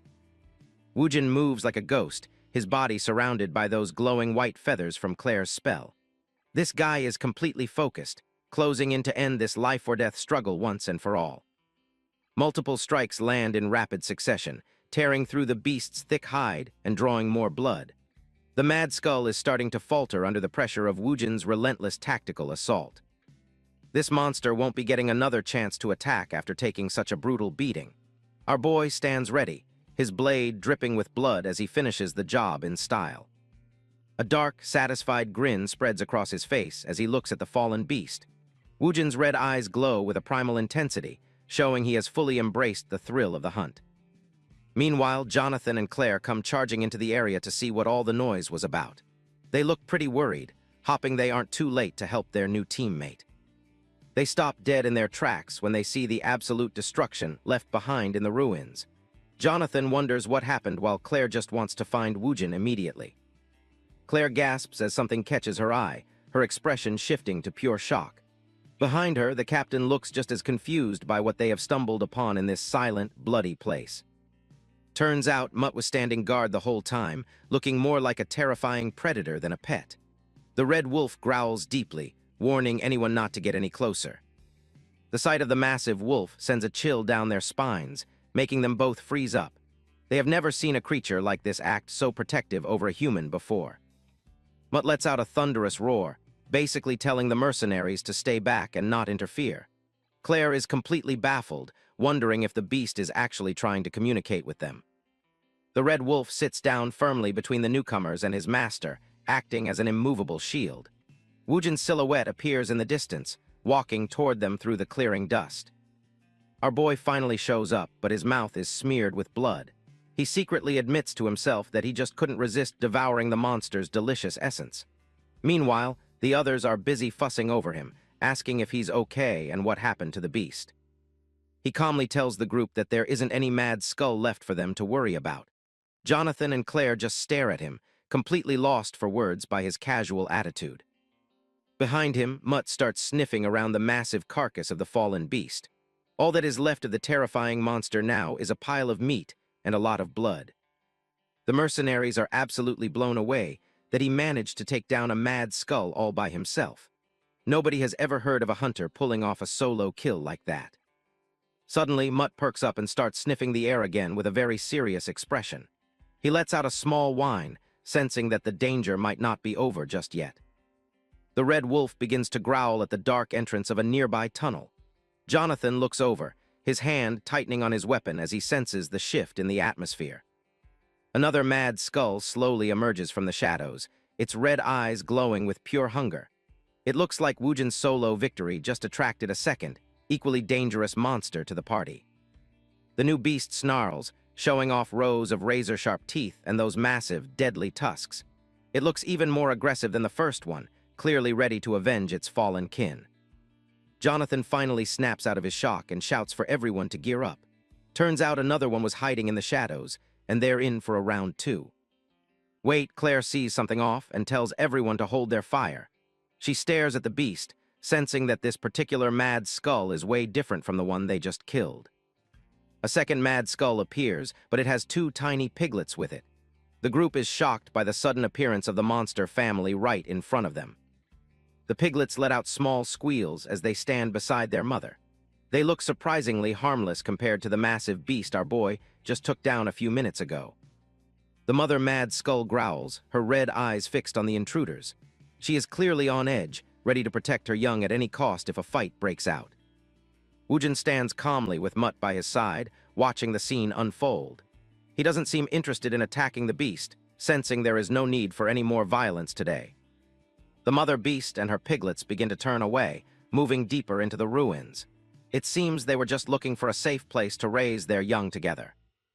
The mercenaries watch in disbelief as the monster family leaves peacefully. Jonathan and Claire are surprised that Woojin is just letting them go without trying to finish them off. Jonathan notes that the beast was probably just trying to raise its young here. Claire looks a bit sympathetic, feeling bad for the creatures now that the tension has gone. Woojin looks away, admitting he is glad the situation resolved itself without more bloodshed. He seems more relaxed now that the immediate threat has finally passed for good. The group eventually arrives at the bustling 5th pioneer city under the full moon. It is a massive medieval town, filled with life and light compared to the dark ruins. They head straight for a local tavern to celebrate their successful mission. The warm glow from the windows promises a well-deserved break after such an intense day of monster hunting. Inside, Jonathan raises his voice to congratulate everyone on a job well done. He is thrilled that nobody got seriously injured while taking down such a dangerous mad skull beast. The captain announces it is finally settlement time, which is always the best part of any hunt. He is in a great mood, clearly excited about the reward money. The rest of the mercenary crew cheers loudly, ready to dig into the food and drink. They are clearly a tight-knit group that knows how to enjoy a victory. Claire looks confused when she sees the piles of gold on the table. She remembers the original reward being much smaller than what Jonathan is showing them right now. Jonathan laughs, explaining that the extra gold is all thanks to him making a huge fuss with the client. He definitely knows how to negotiate for a better payout. He reveals he lied, claiming there were 2 mad skulls and even piglets to deal with. Since the job seemed more dangerous, he demanded a much bigger reward coin. The total payout came to a whopping 110 gold coins. The mercenaries cheer for their captain, impressed by his cunning and ability to extort more money. Woojin asks how he still got the money since they didn't actually fight the mother. Jonathan just gives him a knowing look, ready to explain his little scheme further. This guy admits he told a little white lie to the client to secure the bag. In his world, a lie becomes the truth if you don't get caught. The mercenaries laugh along with him, giving thumbs up for the successful scam. They don't seem to mind the dishonesty as long as it benefits the whole crew directly. Woojin watches them, thinking these people are actually quite interesting. He is starting to see a different side to these mercenaries than he initially expected after joining them. Jonathan suddenly claps a hand on our boy's shoulder, getting his attention for something important. He seems to have a very high opinion of the newcomer's impressive combat skills. The captain shocks everyone by offering to give half of the entire earnings to Woojin. He asks the crew if anyone has a problem with such a massive split. Woojin stares at the gold, totally stunned. He fully expected these guys to rip him off, but they're actually being incredibly fair with the split for once. Jonathan doesn't budge, telling him they'd all be dead meat without his help. He wants our boy to take the reward and feel good about it as a sign of respect. The captain explains that since the base reward went up, there is plenty for everyone to split.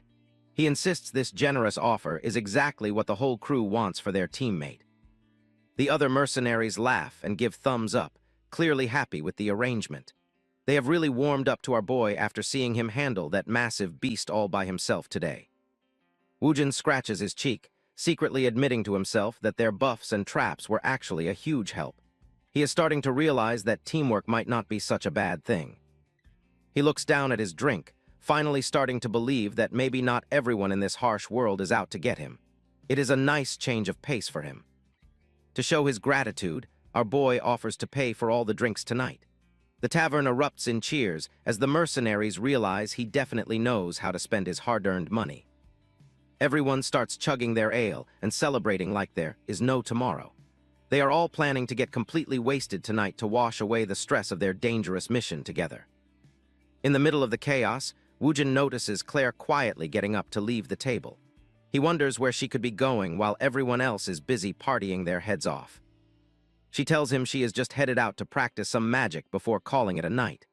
Claire always seems to be focused on improving her skills, even during a celebration party. Our boy stares after her, surprised that she would want to do more work right after such a long hunt. Her dedication to her craft is definitely something he can truly respect. Later that night, Claire sits peacefully on a hill under the glow of a massive full moon. She is surrounded by a beautiful aura of blue mana as she begins her meditation. Her eyes are closed as she focuses on the flow of energy throughout her entire body. It is a quiet, magical scene that contrasts sharply with the rowdy atmosphere back at the tavern. Woojin watches from the shadows, thinking she must be incredibly tired but still keeps going. He is truly impressed that she would dedicate her free time to training right after a hunt. He keeps staring at the glowing blue energy, the word magic echoing through his mind. He has always relied on physical strength, but this new power seems incredibly useful and versatile. Our boy wonders if he should try learning magic himself to become an even more efficient hunter. Seeing Claire's power in action has definitely sparked a new ambition deep inside of him. Jin catches Claire off guard by asking her to teach him magic. To his surprise, she agrees instantly, looking much more enthusiastic than he ever expected she would be. Claire puts down a heavy crate, admitting she'd been looking for a way to thank him anyway. Jin is a bit stunned by how quickly his plan is actually working. She recalls the terrifying moment the Mad Skull charged at them. Unlike others who might have run, Jin saved her life, making her more than happy to share her knowledge. Jonathan distroke letter 1E9NG Quan Sot, T letter 1EB, M letter 1ED9T Bairn. Co V letter 1EBB, R letter 1EA5T, letter 1EA5N, T letter 1B0, letter 1E3, and GV letter 1EDB. I Than Niern C letter 1E7, a Chung Ta. H letter 1EFN, NH letter 1EDN, TH letter 1EA5, Y Jin Kong GI letter 1ED1. NG Lulin Don Thair Thong TH letter 1B0, letter 1EDDNG. NH letter 1EFNGK letter 1EBB, CH letter 1E9B, I letter 1EBF, T Cham Cham B letter 1EA3, OV letter 1E7, Kayam letter 1E1, and GC letter 1E7, Amin TR letter 1B0, letter 1EDB, C Tiern. The captain steps in, warning that magic isn't something anyone can just master overnight. Plus, the group is scheduled to leave the village in just 2 days to stay on track. Jonathan has a simple solution and suggests that Jin should just travel with them. He wonders why a hunter this powerful would even want to tag along with their group. He claps a hand on Jin's shoulder, calling him a brave wolf who probably prefers being alone. It's clear the mercenaries have a high level of respect for his skills. Jin looks a bit deadpan, thinking that Jonathan is making him act all dignified for no reason. He just wants the lessons, but he'll play the part for now. Deciding to lie a little, Jin asks where their next destination is supposed to be. Jonathan reveals they're headed to the 4th Pioneer City for a very lucrative new job. Our boy acts like it's a total coincidence, claiming he was already planning on heading that way. He asks if they would mind him joining their caravan for the trip. Jonathan and Claire share a look, knowing full well he's a terrible liar. They realize he totally took the bait, but they're just happy to have him on board. Jonathan laughs heartily, calling it a great coincidence while pulling Jin into a rough hug. Both of them are thrilled to have such a reliable and strong ally joining them. Jin gives a small, knowing smirk as he turns away from the group. His next destination is officially decided, and he's one step closer to uncovering the secrets of magic. The group sets out across the wilderness, but they aren't using normal horses.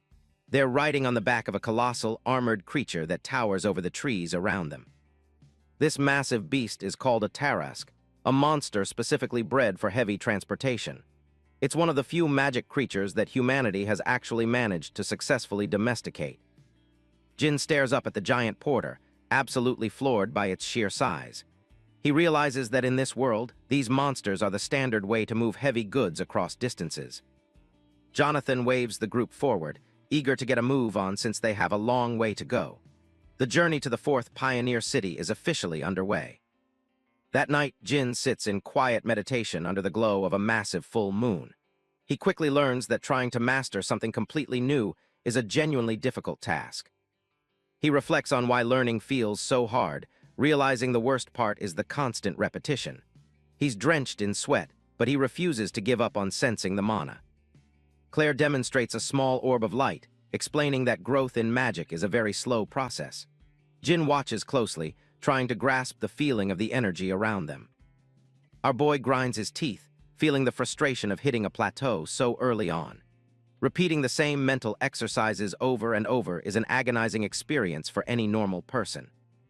However, this is a specific kind of pain that Jin knows all too well. He thinks back to his time traveling with Claire, realizing his past has prepared him for this. His mind drifts back to the 12 years of pure agony he endured in the Magion. Surviving that nightmare world required a level of mental fortitude most people can't imagine. Jin's years in that hellhole definitely made him much tougher than your average hunter. Sitting alone in the dark forest, he's focusing every bit of his willpower on one single goal. Suddenly, a tiny blue spark flickers right in front of him. After days of absolute nothing, Jin finally feels it. The mana in the air is actually starting to respond. Jin watches the blue spark, finally sensing the mana after 10 days of struggle.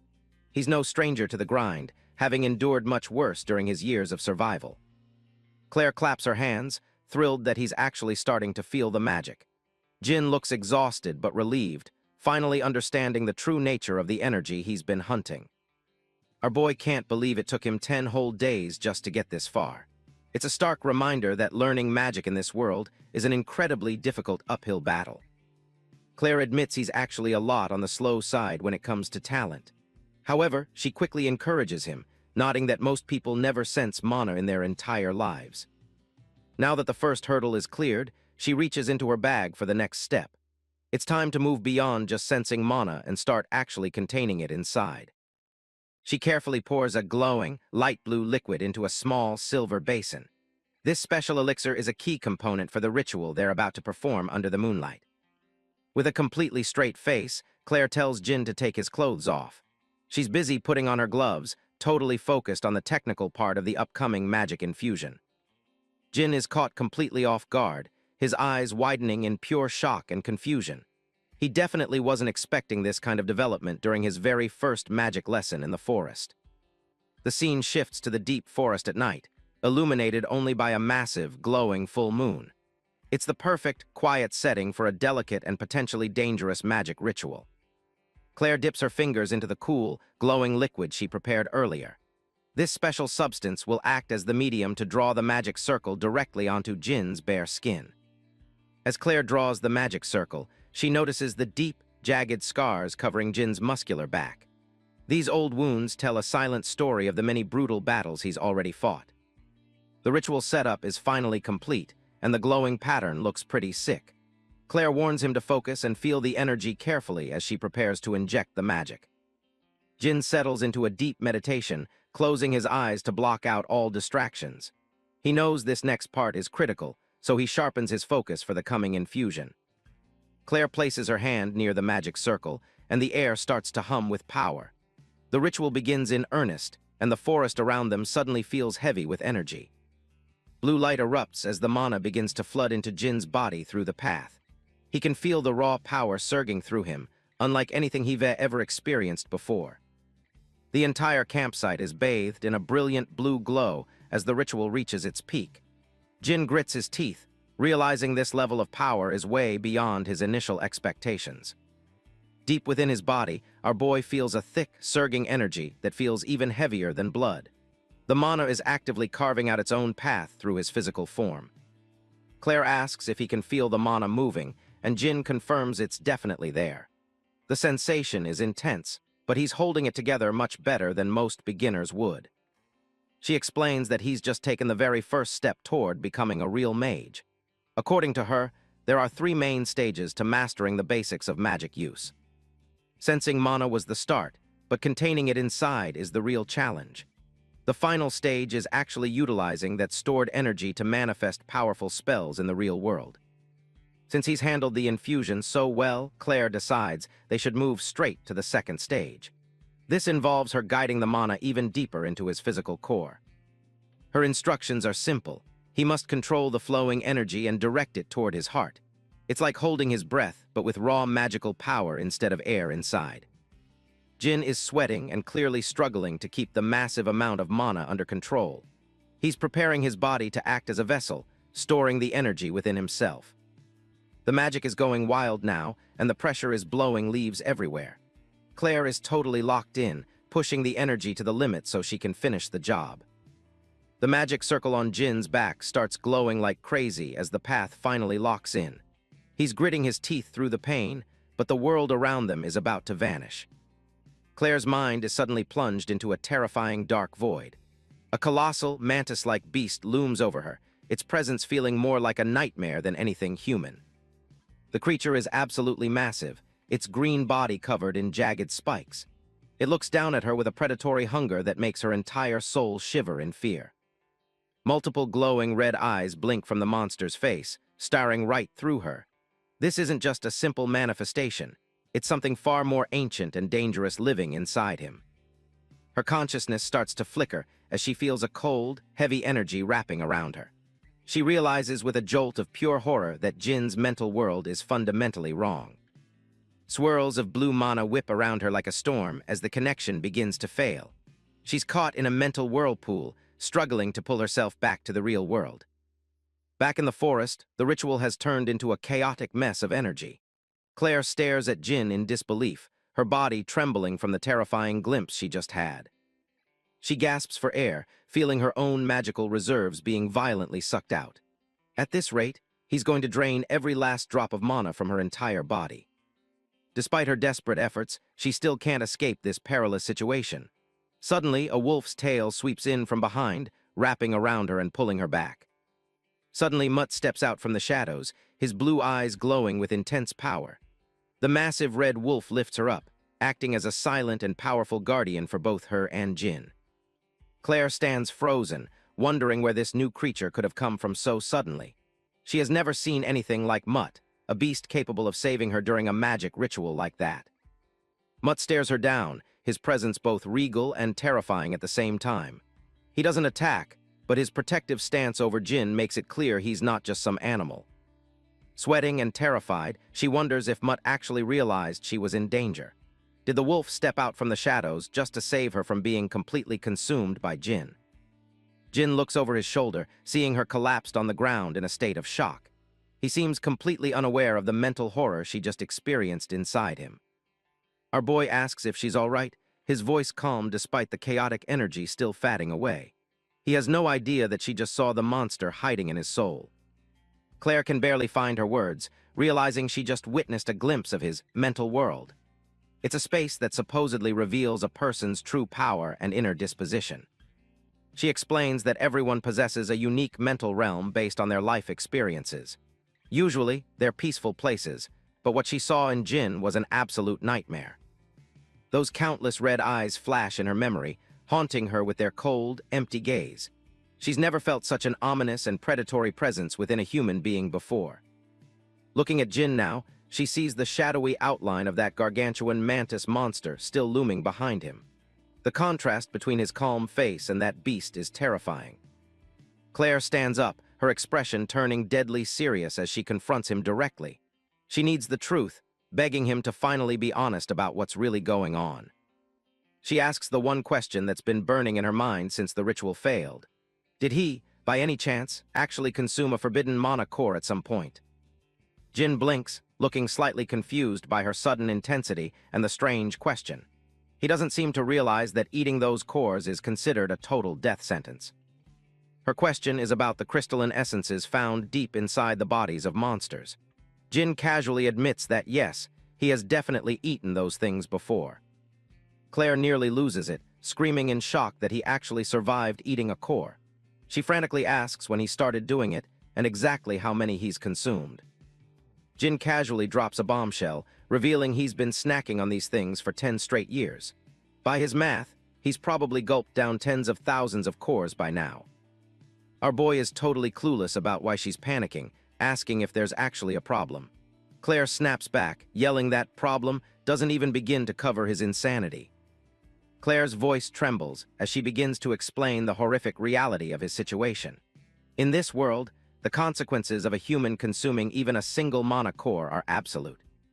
She stares at him with wide, terrified eyes, delivering the ultimate death sentence. Normal people either die instantly from the sheer power or eventually mutate into a mindless, rampaging monster. Jin stands tall under the glowing full moon, his eyes flashing a sharp, predatory red. While Claire fears for his soul, he remains focused on the incredible power he's finally mastered. In the demonic realm, there's a turbid energy known as karma or retribution. It's the source of the mutations plaguing this world. Any living being that absorbs this energy undergoes a terrifying transformation, gaining bizarre and dangerous abilities. At the center of these mutations is a monster core, a concentrated nucleus of accumulated karma pooling within the beast. Jin and his companions continue their trek through the forest. Claire remains deep in thought, clearly bothered by something Jin told her. She can't help but think about the Dark Priests, a group of fanatics that worship the very monsters they should be hunting. Ever since the gate opened and karma began to consume the world, these cultists have been a plague of their own. These madmen didn't just worship the beasts. They saw them as angels and even began consuming monster cores to become like them. Their devotion went as far as sacrificing other humans to the monsters, fully embracing the role of the demented. But Jin's confession is what's really rattling Claire. He's been eating these cores for 10 years, tens of thousands of them by his count. Staring at the multi-eyed surface of a core is enough to make anyone's skin crawl.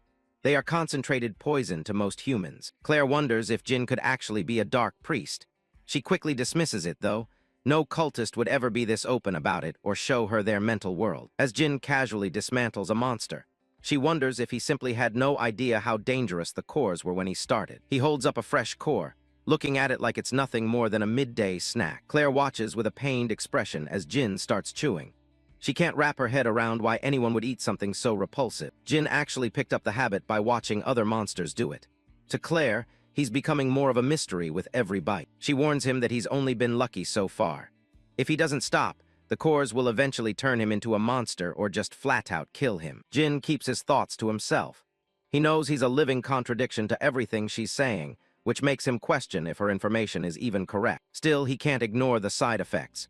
He felt absolutely nothing after his recent kills, and the urge to fight is becoming harder to ignore. For a brief second, his eye flashes a sinister red.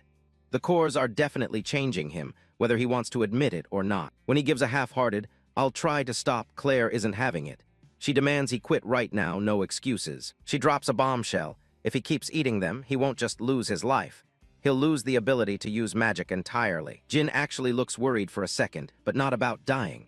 Claire is floored that he cares more about his magic than his own survival. She sighs, explaining that mana manifestation is likely out of reach for him in his current state. However, all isn't lost. She mentions that he should still be able to use mana arts, which are a bit different. The term catches Jin's attention. It's exactly the kind of edge he's looking for in this world. The group finally arrives at the fourth pioneer city, a massive hub built to withstand the horrors of the demonic realm. The city square is packed. Mercenaries and hunters from all over have gathered, creating a loud, chaotic atmosphere. Jin is surprised by the sheer number of mercenaries. Claire tells him to save his shock for what's actually drawing them here. The crowd parts as a figure of authority approaches. This operation isn't just big, it's being personally overseen by a Holy Knight. Holy Knight Raymond walks through the square with an air of absolute authority. His presence alone is enough to silence the rowdy mercenaries. Jin watches him pass, sensing a weight to the knight's presence that he hasn't encountered before. Raymond's aura is intense, sharp, and refined. Jin realizes instantly that this man is on a completely different level than any ordinary human. Jin asks if this many people always show up for a Holy Knight. Claire explains it's the name attached to the job, the Golden Bug, Wolf. Jin innocently asks if the Golden Bug is some kind of insect monster. Claire can't believe he's serious. Claire just shakes his head. He's starting to realize that outside of hunting, Jin is completely clueless about the world's most famous people. Jonathan explains that the Golden Bug was the world's greatest businessman, a tycoon with enough assets to be considered one of the richest men alive. But the legend came to an end recently when he died quite suddenly. Jin asks if he was assassinated, but Jonathan tells him those are just rumors. No one knows the truth for sure. The tycoon left behind 2 sons, and that's where the mercenaries come in. Someone has to move the sons and their massive inheritance behind the safety of the city's inner barrier. It's a high-stakes escort mission involving a literal fortune. Protecting the heirs and their legacy is the biggest request in town. Jin finally gets it. With that much money on the line, it's no wonder every mercenary in the city is trying to get a piece of the action. The clerk calls for the Black Marlin mercenary group.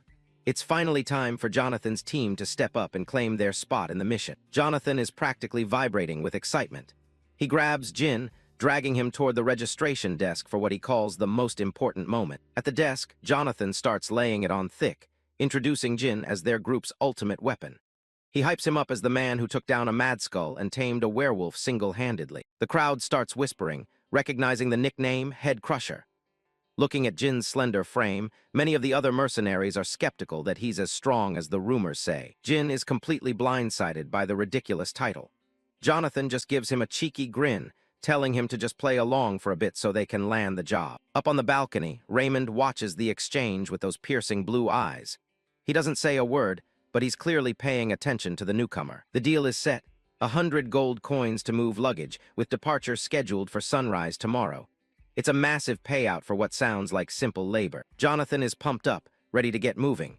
Jin, however, is stunned that anyone would pay that much just to have some boxes moved. Jonathan explains the economics of the mercenary world.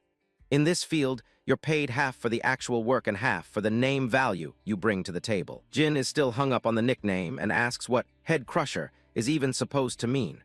Jonathan explains it's all about the reputation he's already built. It's exactly what it sounds like. A name given to someone who has a habit of brutally finishing off monsters by crushing their skulls. Jin just sighs, looking thoroughly unimpressed. He's convinced that whoever came up with that name has the absolute worst taste. As the mercenaries celebrate their jackpot rate, Jin's mind is elsewhere. He figures this level of fame is exactly what he needs to get close to the Holy Knights. He catches a glimpse of Raymond and his apprentice at their post. If he can draw their interest, he might finally have a shot at learning mana arts. Later that night at the mercenary quarters, the city is quiet, but Jin's plan is already in motion. The scene shifts to the local arena, a place where blood and coin flow freely. The crowd is roaring, thirsting for another brutal match. Inside the ring, two fighters are tearing into each other. It's a lawless, violent spectacle designed to entertain the masses. Jin stands backstage, methodically wrapping his hands. Claire is visibly worried about him throwing himself into this meat grinder, but Jin knows exactly why he's here. He tells her not to worry. This is all part of the plan to draw the attention of the Holy Knights so he can secure a way to learn their techniques. He's betting on the fact that these knights are naturally drawn to anyone who shows exceptional strength. If he can make someone as powerful as Raymond acknowledge him, he'll be in a perfect position to negotiate for better treatment. Jin steps out into the arena, looking calm despite the massive opponent waiting for him. To him, this isn't a challenge, it's a performance. He locks eyes with his opponent, his mind focused entirely on the Holy Knight watching from above. Everything rides on this display of power. The fight begins with a blur of motion. Jin's opponent lunges forward, but he's already reading every move. A massive fist whistles past Jin's head. He dodges with inches to spare, completely unfazed by the aggression. He counters with a devastating punch that sends teeth and blood flying. The arena echoes with the sound of the impact. Before his opponent can recover, Jin grabs him by the head, showing exactly why he earned that brutal nickname. He delivers a crushing knee strike that folds the man like a lawn chair. It's efficient, cold, and utterly dominant. The crowd erupts as Jin stands over his fallen foe. Another mercenary jumps into the ring, screaming that he's the next opponent. Jin looks up toward the balcony and sees Raymond watching him while casually taking a drink. The bait has been taken. Jin lands another heavy strike on his new challenger. He knows just getting attention isn't enough. He needs to make a lasting impression. He delivers a high kick that catches another fighter right in the temple. To make a Holy Knight take him seriously, he needs to mow through everyone they throw at him. Another knee connects, and another body hits the dirt. Jin is turning the arena into a one-man highlights reel. Up on the balcony, Raymond's expression remains stoic, but his interest is piqued. He's clearly wondering where a mere mercenary learned to fight like this. Jin stands alone in the center of the ring, surrounded by the groaning bodies of his victims. The cheers of the crowd are deafening. He knows that once he's beaten enough of these guys, the knight won't be able to ignore him anymore. Raymond finally turns to his apprentice, Rex, and gives him a simple order. Go down there and fight that man. Rex looks absolutely insulted by the command. He's an apprentice knight, and the idea of lowering himself to fight a common mercenary is clearly beneath him. Jin watches them from the arena floor, a slight smirk playing on his lips. This is the moment he's been waiting for, the real start of his mission. Just as Rex prepares to step into the ring, Jin drops a bombshell. I refuse. It's the ultimate power move to kick off his negotiations for mana arts. Rex is frozen in shock, his face contorting with rage. No commoner has ever had the guts to say no to a knight's challenge. Kim Woojin stands before the elite knights, his expression unreadable. He knows this is the pivotal moment where his real plan to infiltrate their ranks begins. "I refuse," he says flatly, cutting off their offer and stunning everyone watching. He isn't interested in just any fight, he wants terms that suit him. Raymond is taken aback, his brow furrowing as he stares down the bold mercenary. It's rare for anyone to turn down a chance to engage with the order. The scene shifts to the mercenary dormitory as night falls over the busy pioneer city. Claire is watching the proceedings with a look of pure anxiety, clearly worried about what her companion is getting himself into. Jonathan looks just as stunned, unable to wrap his head around Jin's reckless behavior in front of such powerful figures. In the arena, a confused murmur ripples through the crowd. They can't understand why the head crusher would pass up such a prestigious challenge. Rex isn't taking the rejection well at all, screaming at Jin to explain himself. He feels insulted that a common mercenary would turn his nose up at him. While the apprentice loses his cool, Raymond remains perfectly calm, his eyes fixed intently on Jin as if trying to read his soul. The Holy Knight steps forward, wondering if Jin is declining because he sustained an injury during his previous matches. Jin just gives a casual wave of his bandaged hand, assuring them that he's in peak condition. Physical pain isn't what's holding him back. Raymond presses him further, wanting to know why he'd turn down a duel if he's not hurt. He doesn't like being left in the dark. Jin lays it out plain, he's a mercenary. He doesn't move for honor or glory, he moves for money and power. Since he's being asked to fight a Holy Knight's apprentice, he expects to be compensated. He proposes a bet to make things interesting. He's not going to risk his life in a sparring match just for the hell of it. Raymond looks skeptical, questioning what a common mercenary could possibly have that a high-ranking knight would actually want. Jin admits he might not be a grand figure, but he claims to have an ungodly amount of money to back up his words. He produces a heavy sack of gold, the weight of it thudding as he holds it up for everyone to see. The crowd erupts into laughter, calling him a crazy bastard for trying to gamble with a holy knight who lives by a strict code of honor. They think he's completely out of his depth. Rex is fuming at the perceived disrespect, his teeth clenched as he glares at the man trying to buy his way into a fight. Raymond places a hand on his apprentice's shoulder to steady him, telling Jin that they have no need for his gold coins. Instead, the knight has a different idea for the stakes of the match. He's ready to play Jin's game, but on his own terms. He suggests they both agree to waive all liability for any damages or injuries sustained during the fight. No settlements, no legal fallout, just a raw test of strength. For Raymond, this is a much more appropriate agreement for a duel between warriors. Jin is thrilled internally. With no liability, he doesn't have to hold back. He can beat the kid to his heart's content without having to pay a single cent in compensation. With a confident grin, Jin accepts the terms. He tells them he'll name his price once the duel is over and Rex is on the ground. The two combatants take their positions in the arena, the tension in the air becoming thick enough to cut with a knife. Rex is locked in, his eyes burning with a cold fury. He's determined to make this mercenary pay for his arrogance. Jin narrows his eyes, focusing all his senses on his opponent. The playful mercenary act is gone, replaced by a cold-blooded survivor. The spectators are going wild, some even betting their entire fortunes on the head crusher to pull off an upset against the knight. Claire warns him to give a signal if things get too dangerous, but Jin just tells her not to sweat it. He's got this under control. "I'll win," he says, his voice flat and full of certainty. He hasn't survived 12 years in hell just to lose to an apprentice. Rex asks his master how far he should go, and Raymond tells him to give it everything. He knows Jin isn't going to be an easy opponent. Raymond watches from the stands, acknowledging that this won't be a simple victory for his student. Rex accepts the order and starts channeling his power, golden energy beginning to swirl around him. The crowd gasps as they witness the legendary mana arts in action, cheering for the Holy Knight's inevitable victory. With a heavy thud, Rex plants his foot, the sheer pressure of his mana causing the arena floor to crack and buckle. In a flash of golden light, Rex lunges forward with explosive speed, a blur that most eyes can't even track. Jin tracks the movement, realizing that this kid is in a completely different league than the thugs he's used to crushing. This is the real deal. A refined and powerful strike comes whistling through the air, forcing Jin onto the defensive as he barely manages to avoid a direct hit. Jin takes a glancing blow, blood spraying from his mouth as he feels the raw impact. He realizes that a clean hit from a technique like this could actually be fatal. He finds the whole situation fascinating, his eyes wide as he experiences the power of the mana arts firsthand.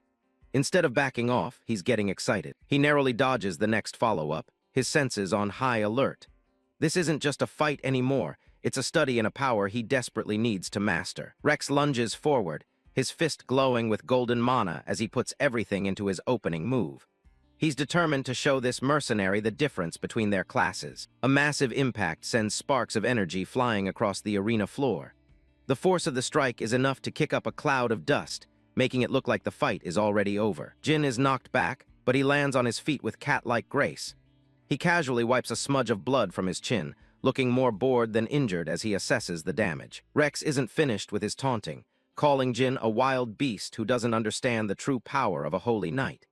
He's clearly offended that a mercenary has managed to stand back up. The arena crowd is in an absolute uproar, stunned to see the head crusher being pushed back.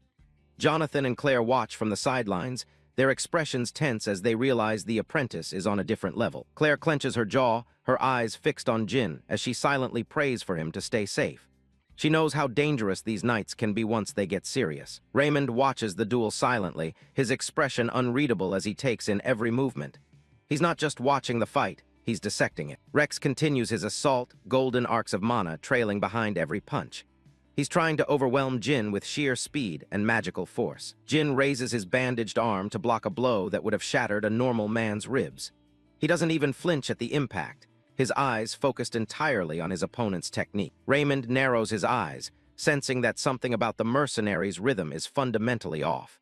He feels an uneasy weight in the pit of his stomach. He recalled how Jin had ruthlessly crushed every previous opponent with a single blow. Compared to that raw dominance, his current defensive stance felt like he was intentionally pulling his punches. The knight realizes that Jin's movements are extremely passive right now. It's almost as if he's not even trying to fight back, but is instead waiting for something specific. Rex screams in exertion, pouring the last of his energy into a final, decisive strike. He wants to end this mockery once and for all. He throws a massive mana-charged punch that glows like a miniature star. The air around his fist ripples from the sheer intensity of the power. Jin is caught in the epicenter of the blast, dust and debris flying everywhere as the ground cracks beneath him. To the spectators, it looks like a direct hit. But as the dust clears, the impossible is revealed. Jin is standing perfectly fine. He didn't even dodge. He seemingly caught or deflected the attack with his bare hand. Jonathan stands up in the stands, his face pale with shock as he asks if it's even possible for a human to do that. He's never seen anything like it. Rex freezes, the absolute terror of the situation finally starting to dawn on him as he realizes his best move did nothing. His confidence evaporates in an instant. Jin stands there calmly, more blood trickling from his chin, but with a look of pure satisfaction in his eyes. He has seen everything he needed to see. He tells Rex that he's officially done measuring his combat power. The playfulness is gone, replaced by a cold, predatory aura. He clenches his fist, the casual atmosphere of the arena vanishing as he prepares to settle the score. He's done being the target. Before Rex can even blink, Jin closes the distance and delivers a single, crushing blow to the apprentice's chest. The impact is so heavy it creates a shockwave. Rex gasps for air, his eyes bulging as the wind is completely knocked out of him. He's never felt a physical force this overwhelming in his life. Raymond is stunned from the sidelines, realizing that a normal, unenhanced punch just did that to his student. He's starting to realize what kind of monster he's dealing with. Rex collapses to his knees, coughing violently as he struggles just to stay upright. His golden mana shield is gone, shattered by that one hit. Jin looks down at him with a dark, satisfied smirk, nodding that the Holy Knight wasn't nearly as tough as he let on. He's clearly savoring the victory. He stands over his fallen opponent, looking entirely refreshed despite the hits he took earlier. He realized that the kid only survived that last hit because of the mana protection lingering in his body. Rex is struggling to stay conscious, saliva and blood dripping from his chin as he looks up at Jin in pure terror. The power gap is finally clear to everyone. Jin steps closer, cracking his knuckles and asking just how many more hits like that the boy can endure. He's ready to keep going until there's nothing left. Suddenly, a white cloak flutters into the frame as Raymond steps between them, ending the duel before it turns into a massacre. Raymond puts a stop to the match, declaring it Rex's loss. He knows if the fight continues, his apprentice won't survive another minute. He looks Jin in the eye and promises to grant the request he asked for earlier as the victor. He's keeping his word, even if his pride is wounded. Jin just sighs, looking slightly annoyed that the fight was cut short just when he was starting to enjoy himself. He was looking forward to testing more of those mana arts. Still, a small smile creeps onto his face as he realizes his plan was a success. He has the attention of the Order Alliance now, exactly as he wanted. The arena crowd goes absolutely wild, chanting the name of the head crusher as he walks off the stage. They've just seen a legend in the making. The scene shifts across the city to the massive, Gothic estate of the late tycoon, Golden Bug Wolf. It's a mansion that screams of old money and dark secrets. Inside, the sound of messy, animalistic gorging fills the room. Someone is eating with a desperation that borders on the grotesque. It's revealed to be Derek and Cedric, the two sons of the Golden Bug. They are stuffing their faces with mountains of food as if they haven't eaten in weeks. They complain through mouthfuls of food about the Order Alliance taking 10 days to get them behind the inner city walls. To them, the knights are nothing but overpriced bastards. One son scoffs, calling the knights all talk and no substance, despite the massive fortune they've been paid for protection. His arrogance is as thick as the grease on his face. They stop eating for a moment, wondering if their bodies will even last long enough for the evacuation to begin. There's a note of genuine fear in their voices now. As the moonlight hits them, the horrific truth is revealed. Their backs are covered in pulsating, glowing blue parasitic growths. They are slowly becoming the very monsters they fear. The clusters of blue growths pulsate with an unnatural light, each orb twitching and throbbing as if alive. Strands of dark, fibrous tissue weave between the glowing sacs, cementing their hold on the host's flesh. Raymond stands by a massive tree, beginning his explanation of mana arts. It's a fundamental skill for any warrior looking to transcend their limits. He describes it as a technique that allows one to treat mana as if it were an extension of their own body. Mastery of this allows for a massive boost in physical capabilities. Gripping the handle of his blade, a soft golden light begins to radiate from his hand. The true power depends entirely on the user's level of mastery over the energy. With a fluid motion, the Holy Knight unleashes the Holy Flame Strike.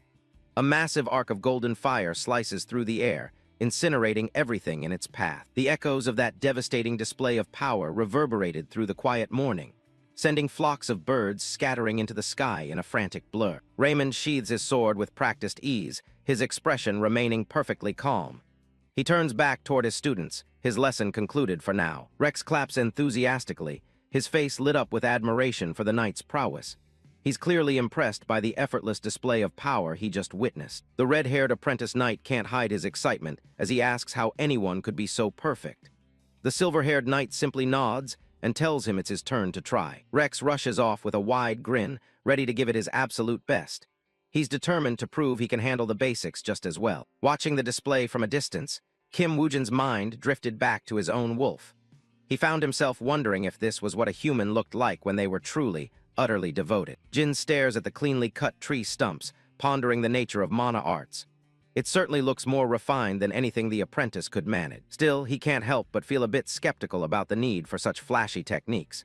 He wonders if a simple, sharp blade shouldn't be enough to do the same job. Sensing his distraction, Raymond calls out to him, urging him to focus and try for himself.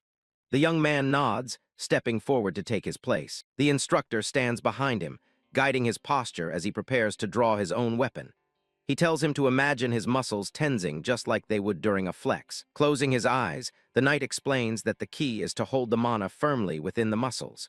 It's about internalizing the energy rather than just letting it flow. Jin takes a deep breath, recalling the basic mana control Claire had once shown him. He tries to find that same familiar feeling deep within himself. Suddenly, he feels a strange spark, and a faint blue flame flickers near his cheek. It's a sign that the energy is beginning to respond to his call. A surge of mana begins to swirl around his body, catching him completely off guard. He hadn't realized he had this much energy stored up inside him. He realizes that this calm, light energy feels exactly like Claire's mana. It must have stayed with him after she helped him recover before. As he focuses harder, the blue light begins to shift and darken, taking on a strange hue. Tendrils of purple energy start to snake up around his torso. Raymond watches closely, coaching him to slowly start moving the mana through his limbs. He suggests that small movements might help him get a better feel for it. The knight's calm demeanor vanishes the moment the aura fully manifests. He stares in shock at the dark, swirling energy emanating from his student. Jin is completely enveloped in a violent, purple flame that dances around his blade. It's a far cry from the pure, golden light the knight had demonstrated. The instructor can't believe his eyes, shocked that someone could pick up the technique so instantly. But more than that, the color of the mana deeply troubles him. Purple energy crackles along the edge of the sword, looking more like a curse than a holy art. It's an ominous sight that feels heavy with a strange power. Raymond recalls the old teaching that mana arts take their form based on the user's inner world.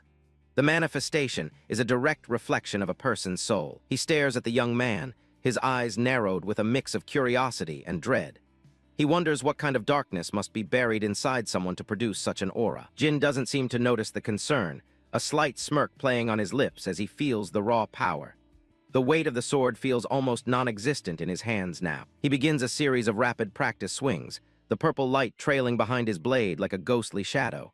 Each strike is faster and more precise than the last. He pauses to examine the weapon, noting that it still feels a bit inefficient despite his efforts. He figures his mastery level must still be quite low. Regardless of the efficiency, he can't deny that the glowing purple energy looks incredibly cool. He finds himself itching to test it out in a real battle soon. High above, the caravan's massive transport beasts continue their trek along the winding road. The world below seems peaceful, unaware of the power being awakened. Later, Claire catches up with him, her eyes wide with amazement at his quick progress. She's genuinely impressed that he managed to learn it so easily. Jin thanks her, admitting that it was likely because some of her mana had flowed into him before. He asks if she's doing okay after everything that happened. She blinks in surprise, her expression softening as she realizes what he means. The thought of her mana helping him seems to catch her off guard. With a cheerful laugh, she tells him not to worry about it at all. She views the energy transfer as a small gift for saving her life back then. He looks away, thinking that the amount of mana was far too much to just shrug off. He knows he owes his quick mastery to her generosity. Up ahead, Raymond remains on his horse, silently observing the pair as they talk. He seems to be lost in thought, likely still dwelling on the dark aura he saw. Rex rides up alongside them, his usual arrogant tone returning as he warns the newcomer not to slack off. He tells him he should be more grateful for the night's time. Jin stares back at him with a deadpan expression, wondering why the guy is such a pest. He figures the apprentice is probably still bitter about losing their previous spar. The red-haired boy shot him a competitive look. He knew all too well that the kid was just bored and looking to reassert his dominance. Rex punctuates his boast with a hard slap against his horse's side, riding off with a smug grin. He's determined to keep his lead, one way or another. Rex's horse suddenly reared up, startled by the unexpected shock. He gritted his teeth, struggling to maintain control as the beast whinnied in sudden panic. He gallops forward, shouting for the path to be cleared. Raymond and Jin watch him go, the knight offering a quiet apology for his subordinate's hot-headed behavior. A sudden, angry shout echoes from the direction of the main caravan. The silver-haired knight pauses, his expression shifting as he senses a dark change in the atmosphere. The sound of smashing wood and clattering supplies fills the air. Someone is screaming for food, their voice distorted by a raw, primal hunger that sounds barely human. Jin senses the growing tension and looks toward the source of the commotion. Raymond tells him not to worry, dismissively mentioning the usual antics of their high-ranking employers. Nearby, laborers continue their work loading heavy barrels onto a platform. The knight clarifies that the trouble likely stems from the golden bug's sons having another tantrum. He explains that ever since their father passed away, the sons have been binge-eating without rest. Their greed seems to have no limit, manifesting as a constant, frantic consumption of demonic meat. The knight advises ignoring them, saying it's better to avoid the headache of their constant demands. He looks away, clearly exhausted by their entitled nature. Jin remains skeptical, feeling that this behavior goes far beyond simple stress eating. A sense of unease settles over him as he watches the heavy carriage in the distance. A close-up shows a mouth stuffed with demonic flesh, grease and dark juices dripping down. The speed and intensity of the eating suggest something far more sinister than mere gluttony. Gray veins bulge under the skin of the eater's face as it ripples and distorts. A muffled, wet sound escapes as they continue to gorge themselves on the raw, dark essence. On his end, the protagonist couldn't shake the feeling that something monstrous was about to burst out. His gaze hardened, his hand inching closer to the hilt of his blade. His eyes widen as a massive tremor shakes the entire caravan line. A sudden, sharp sound of breaking timber cuts through the ambient noise of the morning. The lead Teresk rears its massive head, its eyes clouded with a sudden, violent madness. Supplies and barrels are flung into the air as the beast begins to thrash wildly. The giant turtle-like creature crashes forward, its tongue lolling out as it goes completely berserk. The heavy wooden carriage on its back is shredded from the inside like paper. Chaos erupts as guards scramble to react to the rampaging beast. Raymond stays mounted, his sharp eyes scanning the wreckage for the true source of the disturbance. He realizes the danger isn't just the berserk beast, but what's emerging from the cabin. He shouts out a warning, his voice cutting through the panic of the surrounding soldiers. The knight commands Rex to move in and secure the perimeter. The apprentice acknowledges the order immediately, drawing his sword as he maneuvers his horse toward the fray. Gold mana flares around the knight as he grips his massive blade. He prepares to intervene personally, his cape billowing in the wind created by the sudden surge of energy. He reminds his subordinate that the safety of the clients is the highest priority. If the beast can't be calmed immediately, he gives the order to put it down. Rex charges toward the thrashing Tarrasque, focused on the golden emblem of the golden bug on the cabin. He's determined to prove his worth in this sudden crisis. The wooden cabin on the beast's back is shredded from the inside by dark, pointed protrusions. Splinters fly in every direction as the entire structure is demolished. Debris rains down as something massive and grotesque forces its way out. The air is filled with the sound of snapping wood and the wet squelch of moving flesh. A nightmare of tentacles and pale, bulging skin emerges from the ruins of the carriage.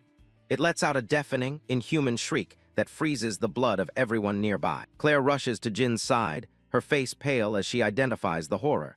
She asks if it's a fiend, her voice trembling at the sight of the grotesque mutation. She explains that it's a human who has been completely consumed by the karma of the demon realm. The transformation is irreversible, turning them into a mindless engine of destruction. The protagonist watches with a grim expression, realizing the clients have become the very monsters they were hired to protect. The red glow in his eyes reflects his focus on the new threat. Raymond takes a deep breath, focusing his holy mana for a single, decisive strike. He knows there is no saving what's left of the men inside that thing. He leaps from his horse, his glowing sword raised high as he closes the distance in a blur of motion. The knight aims for the center of the undulating mass. Holy flame strike! A massive pillar of golden light descends, cleaving through the monster's dense flesh. The force of the blow splits the creature's main body in two. The strike continues down, leaving a searing line through the air and the ground. Blood and dark essence spray everywhere as the fiend is seemingly torn asunder. Despite the successful hit, the knight's expression remains tense and alert. He shouts Rex's name again, sensing that the battle is far from over. The red-haired apprentice rushes in with a shout, his sword ready to finish the job. He leaps toward one of the severed pieces, eager to claim the glory of the kill. He swings his blade with everything he has, sending a shockwave through the air. The impact shatters the ground beneath him, but the target doesn't stay down for long. Large chunks of the monster's flesh don't stay still, instead floating and twitching on the grass. Dark slime drips from the severed ends as they begin to vibrate and reconnect. A giant, tooth-filled maw opens in the center of the regenerating mass of flesh. The interior is a dark, swirling void of hunger and ancient malice. Raymond's eyes go wide as he realizes the creature's regeneration is beyond anything he expected. He screams at the apprentice to fall back before it's too late. The monster reforms behind the boy, its multiple eyes glowing with a hateful red light. It looms over him, its massive mouth agape and ready to snap shut. The young fighter grits his teeth, realizing he's been lured into a deadly trap. He looks over his shoulder just as the shadow of the beast falls across his face. A massive tentacle sweeps through the air with incredible speed, catching the apprentice completely off guard. Blood sprays into the sky as the heavy blow connects with his arm. His limb is severed in an instant, his sword falling to the ground along with the mangled remains. He lets out a scream of agony as the force of the attack sends him flying. Chap 10, Raymond charges forward as a massive, fanged mouth looms over Rex. The knight calls out to his apprentice, desperate to intervene before the monster strikes. A spray of fresh blood erupted. The only things left of the apprentice knight were a severed arm and his fallen sword. Jin watches the chaos unfold, his expression tense as he tries to process the sudden horror.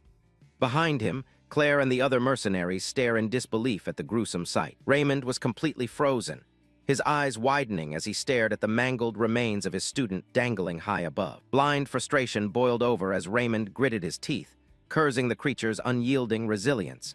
The situation was spiraling out of control much faster than he had anticipated. With a forceful swing, Raymond unleashes a strike that slices deep into the monster's writhing gray mass. Sparks of mana fly as the blade meets the dense, unnatural flesh. Raymond activates his sacred fire slash, a wave of holy energy carving a massive gash into the creature. The force of the blow sends ripples through the beast's bloated body. The monster lets out a deafening screech, its multiple mouths contorting in agony. Despite the heavy damage, the wound begins to bubble and shift, refusing to stay open. Completely losing his mind, Raymond charged straight toward the writhing remains, desperately clinging to a sliver of hope that his student might still be alive. He charged straight at the mangled maw, tearing at it frantically while screaming Rex's name, desperately urging the young man not to give up. even in the face of hopeless despair. Slender, dark tentacles sprouted from the ground like a cage of thorns, ready to swallow the night whole. The monster was literally terraforming the battlefield with its own rotting flesh. Jin watches the Holy Knight struggle, his eyes narrowing as he realizes standard holy magic isn't enough to put this thing down. He clenches his jaw, knowing he can't stay on the sidelines for long. While the Holy Knight had completely lost his resolve, doing nothing but digging frantically, the monster's tentacles lunged toward him. Jin suddenly moves in, grabbing a dazed Raymond and pulling him away from a lethal strike. He moves with a blur of speed that catches the knight completely off guard. They slide across the dirt, narrowly escaping the reach of the monster's thrashing limbs. Jin keeps his focus on the beast, ready to transition from rescue to offense, tossing the knight aside to begin the battle. In Jin's eyes, there was no longer a majestic holy knight to be seen, only a broken man lying sprawled helplessly on the ground. Panic spreads through the group as they realize their strongest fighter is struggling. The mercenaries start to wonder if anyone can actually survive an encounter with a beast like this. The fiend continues to grow and wriggle, its surface a chaotic mess of pulsating lumps and glowing red eyes. It's no longer recognizable as the two men it once was. A roar tears through the air as the monstrosity fully stabilizes its new form. It's a chilling reminder of what happens when human greed is fueled by demonic corruption. Jin stares into the monster's eyes, a dark thought crossing his mind. He survives by eating demon cores, and for a split second, he wonders if this grotesque fate is his own future. He pushes the fear aside, drawing his massive blade as the monster's tongue lashes out.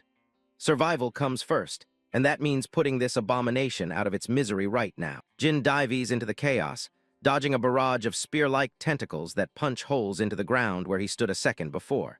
He's looking for an opening in the beast's chaotic movements. He brings his sword down in a heavy arc, carving through a thick layer of gray flesh. The sheer mass of the creature makes every hit feel like cutting through solid rubber. Even as the blade passes through, the flesh begins to fuse back together instantly. It's a battle of attrition that Jin knows he can't win with simple physical strikes. He maneuvers through the gaps in the monster's defense, his eyes scanning for a core or a vital point. The constant movement is draining, but he can't afford to stop for even a heartbeat. A massive, toothy maw opens wide, ready to swallow anything that gets too close. The monster's hunger seems bottomless, mirroring the gluttony of the sons who birthed it. Jin delivers a horizontal slash that bites deep into the creature's side, sending a spray of dark fluid into the air. He's testing the monster's limits, seeing just how much damage it can ignore. He slides back, his blade trailing in the dirt as he prepares his next move. The monster is already closing the wounds he just made, its regeneration showing no signs of slowing down. Jin curses under his breath, his eyes fixed on the pulsating heart of the mass. He needs a way to keep those limbs from reattaching if he's going to land a killing blow. A harpoon streaks through the air, its tip gleaming with a cold, metallic light. Someone else is finally joining the fight. The mercenaries launch a coordinated attack, their harpoons and ropes sinking into the beast's soft flesh. They use the momentum to pin the monster's limbs to the ground. Jonathan roared to Jin, letting him know they had his back. Despite the paralyzing fear, they found the grit to stand by their hunter. Claire steps forward, her magical tome glowing with a brilliant blue light. She begins to chant, her fingers hovering over the ancient script as mana gathers around her. A wave of binding magic erupts from Claire, her spell, "Thy sword shall thwart evil," washing over the battlefield. The blue energy begins to coat the severed pieces of the monster. The severed limbs struggle to move, the magical residue acting like a spiritual anchor that prevents them from merging back with the main body. The beast's regeneration is finally being countered. The mercenaries pull their weight, literally, as they strain against the ropes to keep the monster immobilized. They roar in unison, pouring every ounce of strength into holding the line. Jin watches the teamwork with a grim satisfaction, noticing that even the common soldiers are doing their part. It's the opening he needed to finish this. A faint smile tugs at the corner of his mouth as he realizes they haven't completely lost their nerve. Their bravery earns them a rare moment of his respect. Dark fluid drips steadily from the monster's wounds, pooling on the parched earth. The beast is bleeding faster than it can heal for the first time since the mutation began. The monster's aura suddenly shifts, a crackling purple energy erupting from its core as it senses its impending end. Its red eyes glow with a desperate, malevolent light. Jin feels the sudden change in pressure, his instincts screaming that the creature is about to do something drastic. He readies his stance, focusing all his senses on the shifting mana. The faces of Derek and Cedric emerge from the flesh, frozen in a silent scream of agony. The mutation is starting to collapse under the weight of its own corrupted energy. The monstrosity lets out a gut-wrenching roar, its massive form pulsating with a violent, red energy. It's a literal nightmare made of flesh, towering over the clearing. Upon closer look, the horror is even worse. The distorted, screaming faces of the golden bug sons are fused right into the creature's shoulders. Their eyes glow with an unnatural fire as they become part of the very thing they fear. The beast thrashes wildly, its body sprouting dozens of thick, whip-like tentacles that lash out at everything in sight. This isn't just a monster anymore, it's a walking catastrophe. A blur of dark appendages sweeps across the field, cutting through the air with terrifying speed.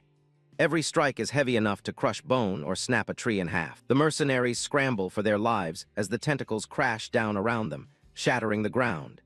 Even Raymond can barely keep his footing as the chaotic assault continues to escalate. The abomination grows even more grotesque, its primary mouth widening into a toothy abyss that seems ready to swallow the entire caravan.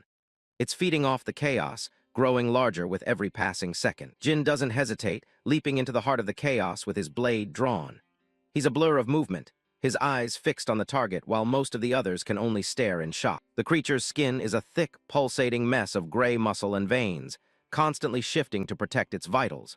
It's a defensive nightmare that ignores standard attacks. Jin delivers a heavy horizontal strike, his blade biting deep into the monster's side and sending a spray of dark fluid into the air.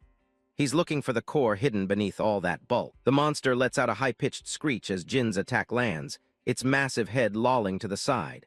It tries to swipe at him, but he's already moving for the next blow. Before it can recover, Jin follows up with a brutal kick right to the center of its face.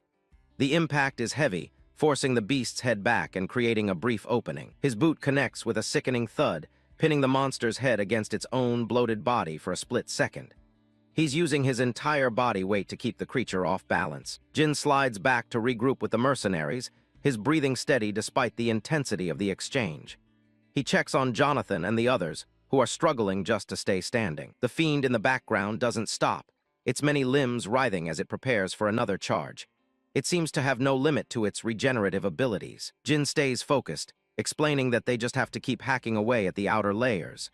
He knows that if they keep cutting, they'll eventually reach the core, the only part that actually matters. Jonathan nods, gripping his weapon with renewed determination. He tells the others not to worry, because as the monster gets stronger, they're also learning exactly how it moves. A cold, confident smile spreads across Jin's face. He's ready to stop playing around and end this. He finally unleashes his newly learned mana arts, his sword erupting in a sinister, swirling purple aura. The dark energy crackles with a power that feels completely different from anything a holy knight would use. "Here I go," he mutters, charging back toward the towering monstrosity. The purple mana trails behind his blade like a ghostly flame. He strikes with blinding speed, the purple aura slicing through the creature's flesh like it's paper. Every swing leaves behind a trail of dark energy that seems to burn the monster's cells. He delivers a crushing overhead strike, the force of his mana arts tearing a massive vertical canyon through the beast's torso. The power is overwhelming, leaving no room for regeneration. The creature screeches in pure agony as its regeneration finally starts to fail against the onslaught of purple mana. The dark energy is preventing the flesh from reattaching. Jin doesn't let up, carving his way through the monster's shoulder and silencing the distorted faces of the sons. He's focused entirely on reaching the center of the mass. Finally, after a relentless struggle, the blue core was exposed. Jin lunged forward, raising his blade high for a decisive strike, his sword seething with the raw power of mana arts. Jin's eyes glow with a piercing red light as he stares down the dying beast. He simply mutters, "It's over." With a single slash, Jin's blade tore the monster's core in two. A massive torrent of blood and essence erupted in its wake, marking the final end of this grotesque abomination. The mercenaries collapse to their knees, panting heavily as the adrenaline starts to fade. They're covered in soot and blood, but they're finally safe. Over by the trees, Claire is doing her best to patch up a heavily wounded Raymond. The Holy Knight looks exhausted, his armor battered and his spirit clearly shaken by the battle. As the monster's body dissolved, the two fragments of the blue core fell onto the grass with a soft thud.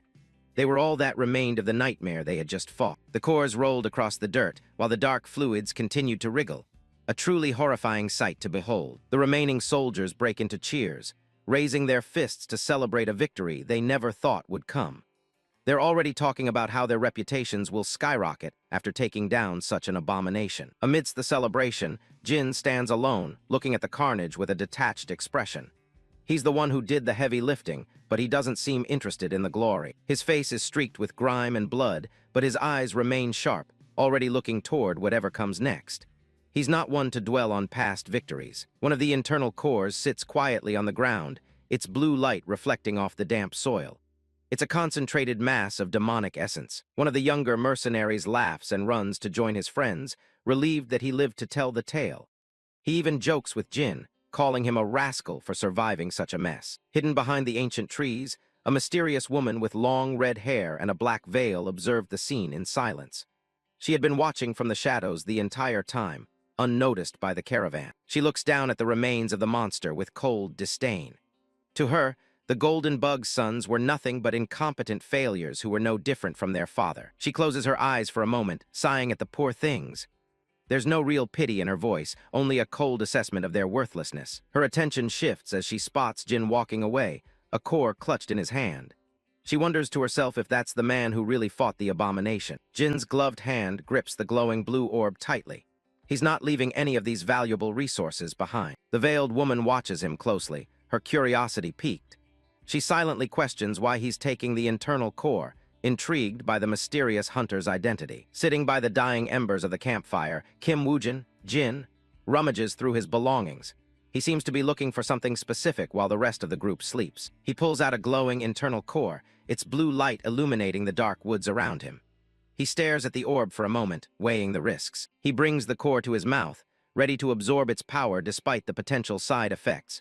He knows this is the fastest way to grow stronger. He bites down and closes his eyes, forcing the energy to flow through him.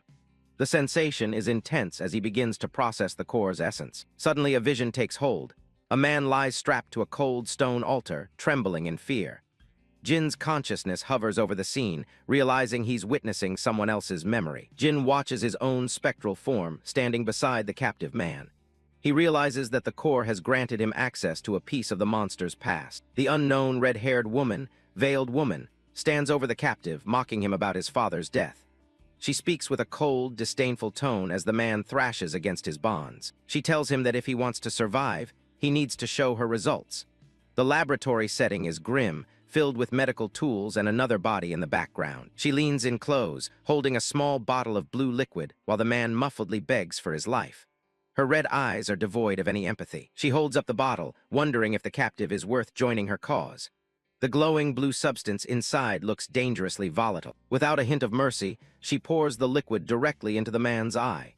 He thrashes in agony as dark, corrupt veins begin to spread across his skin. The transformation is gruesome, with dark energy erupting from the man's eye. He is being turned into an abomination right before Jin's eyes. Jin snaps back to reality, his heart racing and sweat drenching his face. The horror of the vision lingers in his mind. The psychic backlash hits his stomach like a hammer, and he begins to gag. White froth spills from his mouth as his body tries to reject the intrusion. He scrambles away from the campsite as fast as he can. He needs to get away from the others before he loses control. He collapses on his hands and knees and throws up violently. The physical toll of absorbing the memory is almost more than he can bear. He gasps for air, his body trembling from the side effects. He wipes his mouth, trying to steady his breathing. He reflects on how internal cores can sometimes force a monster's memories into the consumer. It's a rare and dangerous occurrence that he hadn't fully prepared for. He realizes that the memory belonged to one of the Golden Bug's sons. He pieces together that they were turned into monsters by having something poured into their eyes. He deduces that the blue liquid must have been karma. This confirms his suspicions about how the abominations are being created. He can't stop thinking about the mysterious woman in the veil from the vision. She seemed to be the one in control of the entire process. He wonders if she could be a dark priest. The thought of such a powerful enemy lurking in the shadows is deeply unsettling. Claire, a young blonde woman in a white blouse and corset, finds him in the woods. She tells him that the group needs to leave immediately. She stops and looks at him with a worried expression. She's noticed how heavily he's sweating and that something is clearly wrong. Claire immediately suspects he's been eating cores again and asks him what happened. She looks both concerned and a bit frustrated with him. Jin wonders if he should tell her the truth about the memory vision. He realizes it would be difficult to explain and might only cause more worry. He tells her it's nothing and decides to keep the revelation a secret for now. He walks back toward the camp, keeping his guard up. From behind the trees, someone was watching them. The observer remained perfectly still, completely shrouded in darkness. It's the unknown red-haired woman, veiled woman herself. She watches Jin from a distance, her expression unreadable behind her veil. She stays hidden as Jin and Claire head back to join the rest of the group. She seems to be tracking their movements very closely. Her sharp red eyes narrow as she focuses on Jin. She's clearly taking a special interest in him. She observes the group from the safety of the trees. She finds it intriguing that someone who eats raw internal cores is working with the Order Alliance. She wonders if he's plotting something of his own. A small, curious smile plays on her lips under the veil. She seems to be enjoying the mystery surrounding him. She wonders whether they will be allies or enemies when they eventually meet again. She adjusts her attire and prepares to move on. The scene shifts to a solemn morning on a sunlit cliffside. The group has gathered for a very specific purpose. They are holding a funeral for their fallen comrade, with the silver-haired knight Raymond leading the ceremony. Claire bows her head in prayer while Jin watches silently from the side. Raymond offers a prayer to E, the god of harmony, over the makeshift grave. A sword has been placed at the head of the burial site as a marker. He speaks about Rex, saying he was braver than anyone and dedicated his life to peace. The weight of the loss is evident in his voice. He asks the god to watch over Rex so that his passing is not in vain. The rest of the group stands in respectful silence on the edge of the cliff. Jin watches from a distance, thinking about how young Rex was. He remembers their single duel and feels a quiet sense of pity for the fallen man. Suddenly, Raymond's eyes shift as he senses something watching them from above. He looks up toward the rocks, his mourning interrupted by a new presence. Raymond stares up at the rocky outcrop, his eyes wide with shock. Behind him, Kim Woojin, Jin, and the others look on with confusion at whatever has caught the knight's attention. Perched atop the high cliff is the silhouette of a massive creature. Raymond recognizes it immediately, gasping the name of a red wolf as the sun shines brightly behind it. The red wolf, Mutt, stands tall against the sky, its blue eyes glowing with a supernatural light. Two long, ribbon-like appendages drift from its back, swaying slowly in the wind as it growls. Raymond suddenly drops to his knees, planting his massive sword in the ground. He shouts out his gratitude, startling Jin and the rest of the group with his sudden religious fervor. Jin looks down at the kneeling knight, completely baffled by the display. Raymond explains that he is expressing his thanks for the divine comfort provided by E, the god of harmony. According to the Order's beliefs, the red wolf is considered the closest companion to their god. While Raymond is lost in prayer, the sacred beast simply lets out a wide, lazy yawn from its perch. With a serene expression, Raymond continues his explanation of the wolf's appearance. To him, the creature's presence is a clear sign that their god is looking down on them in their time of grief. Jin shatters the solemn moment by casually referring to the creature as his pet mutt. Raymond nearly jumps out of his skin, shouting that such a claim is blasphemy against a beast that supposedly can't be tamed. Raymond is convinced that Jin must be joking, but the hunter looks completely serious. Jin ignores the knight's protests and decides to call the creature over with a simple command. Jin stares directly at the wolf on the cliff, his own eyes carrying a sharp, commanding gaze. He tells the mutt to stop acting out and get down there immediately. The red wolf's ears perk up as it looks down at Jin, its expression shifting from majestic to startled. It seems to recognize the authority in the hunter's voice and prepares to move. To the absolute shock of the knights, the divine messenger leaps from the high rock. It bounds down the cliffside with ease, heading straight toward the group below. The wolf lands submissively in front of Jin, panting like an ordinary dog. Raymond stands there frozen, his jaw dropping as he witnesses the untamable beast acting like a loyal pet. Raymond is left reeling, his entire worldview momentarily shattered. He can't wrap his head around how a single individual could have managed to tame a creature his entire order considers sacred. Jin casually explains that he killed a werewolf a while back, and this creature has been tailing him ever since. He speaks as if he's talking about a stray dog he picked up on the street. Raymond stares at Jin with a mix of awe and total bewilderment. He's beginning to realize that the man he's traveling with is far from ordinary. The knight turns his gaze back toward the makeshift funeral site. The presence of the wolf has certainly changed the atmosphere of the morning. The red wolf sits quietly near the grave of the fallen knight, its large tail swishing through the grass. It seems surprisingly calm given the religious significance Raymond placed on it. Raymond turns back to Jin, his voice now much more humble as he prepares to ask a favor.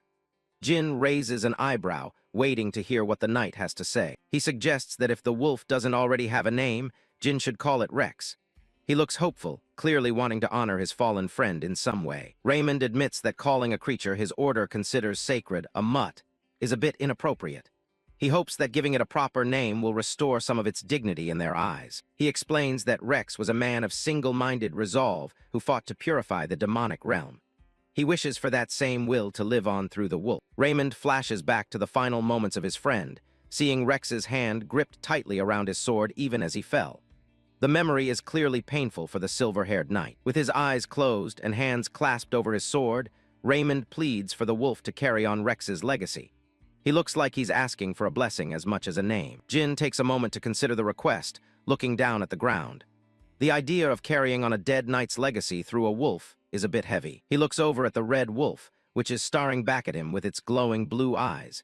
He asks the creature if it's actually okay with taking on the name Rex. The wolf gives a firm nod, its expression serious as it accepts the new identity.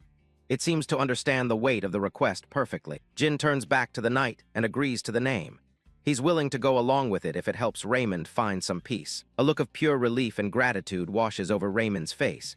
He offers a small smile and thanks Jin for honoring his request. The moment of quiet is broken by the sound of approaching footsteps. Someone new has arrived at the cliffside, catching the attention of both Jin and Raymond. An old man enters the scene, walking with a wooden staff. Raymond and Jin both turn to face the newcomer with looks of surprise and alertness. Raymond is completely stunned, stuttering out the word elder as he recognizes the man. The newcomer is accompanied by another man in similar gray and orange robes. Jin watches the old man carefully, sensing an aura of immense power and authority. He realizes that this isn't just some random traveler wandering the cliffs. A text box reveals the man's identity, Elder Bo of the Third Pioneer City.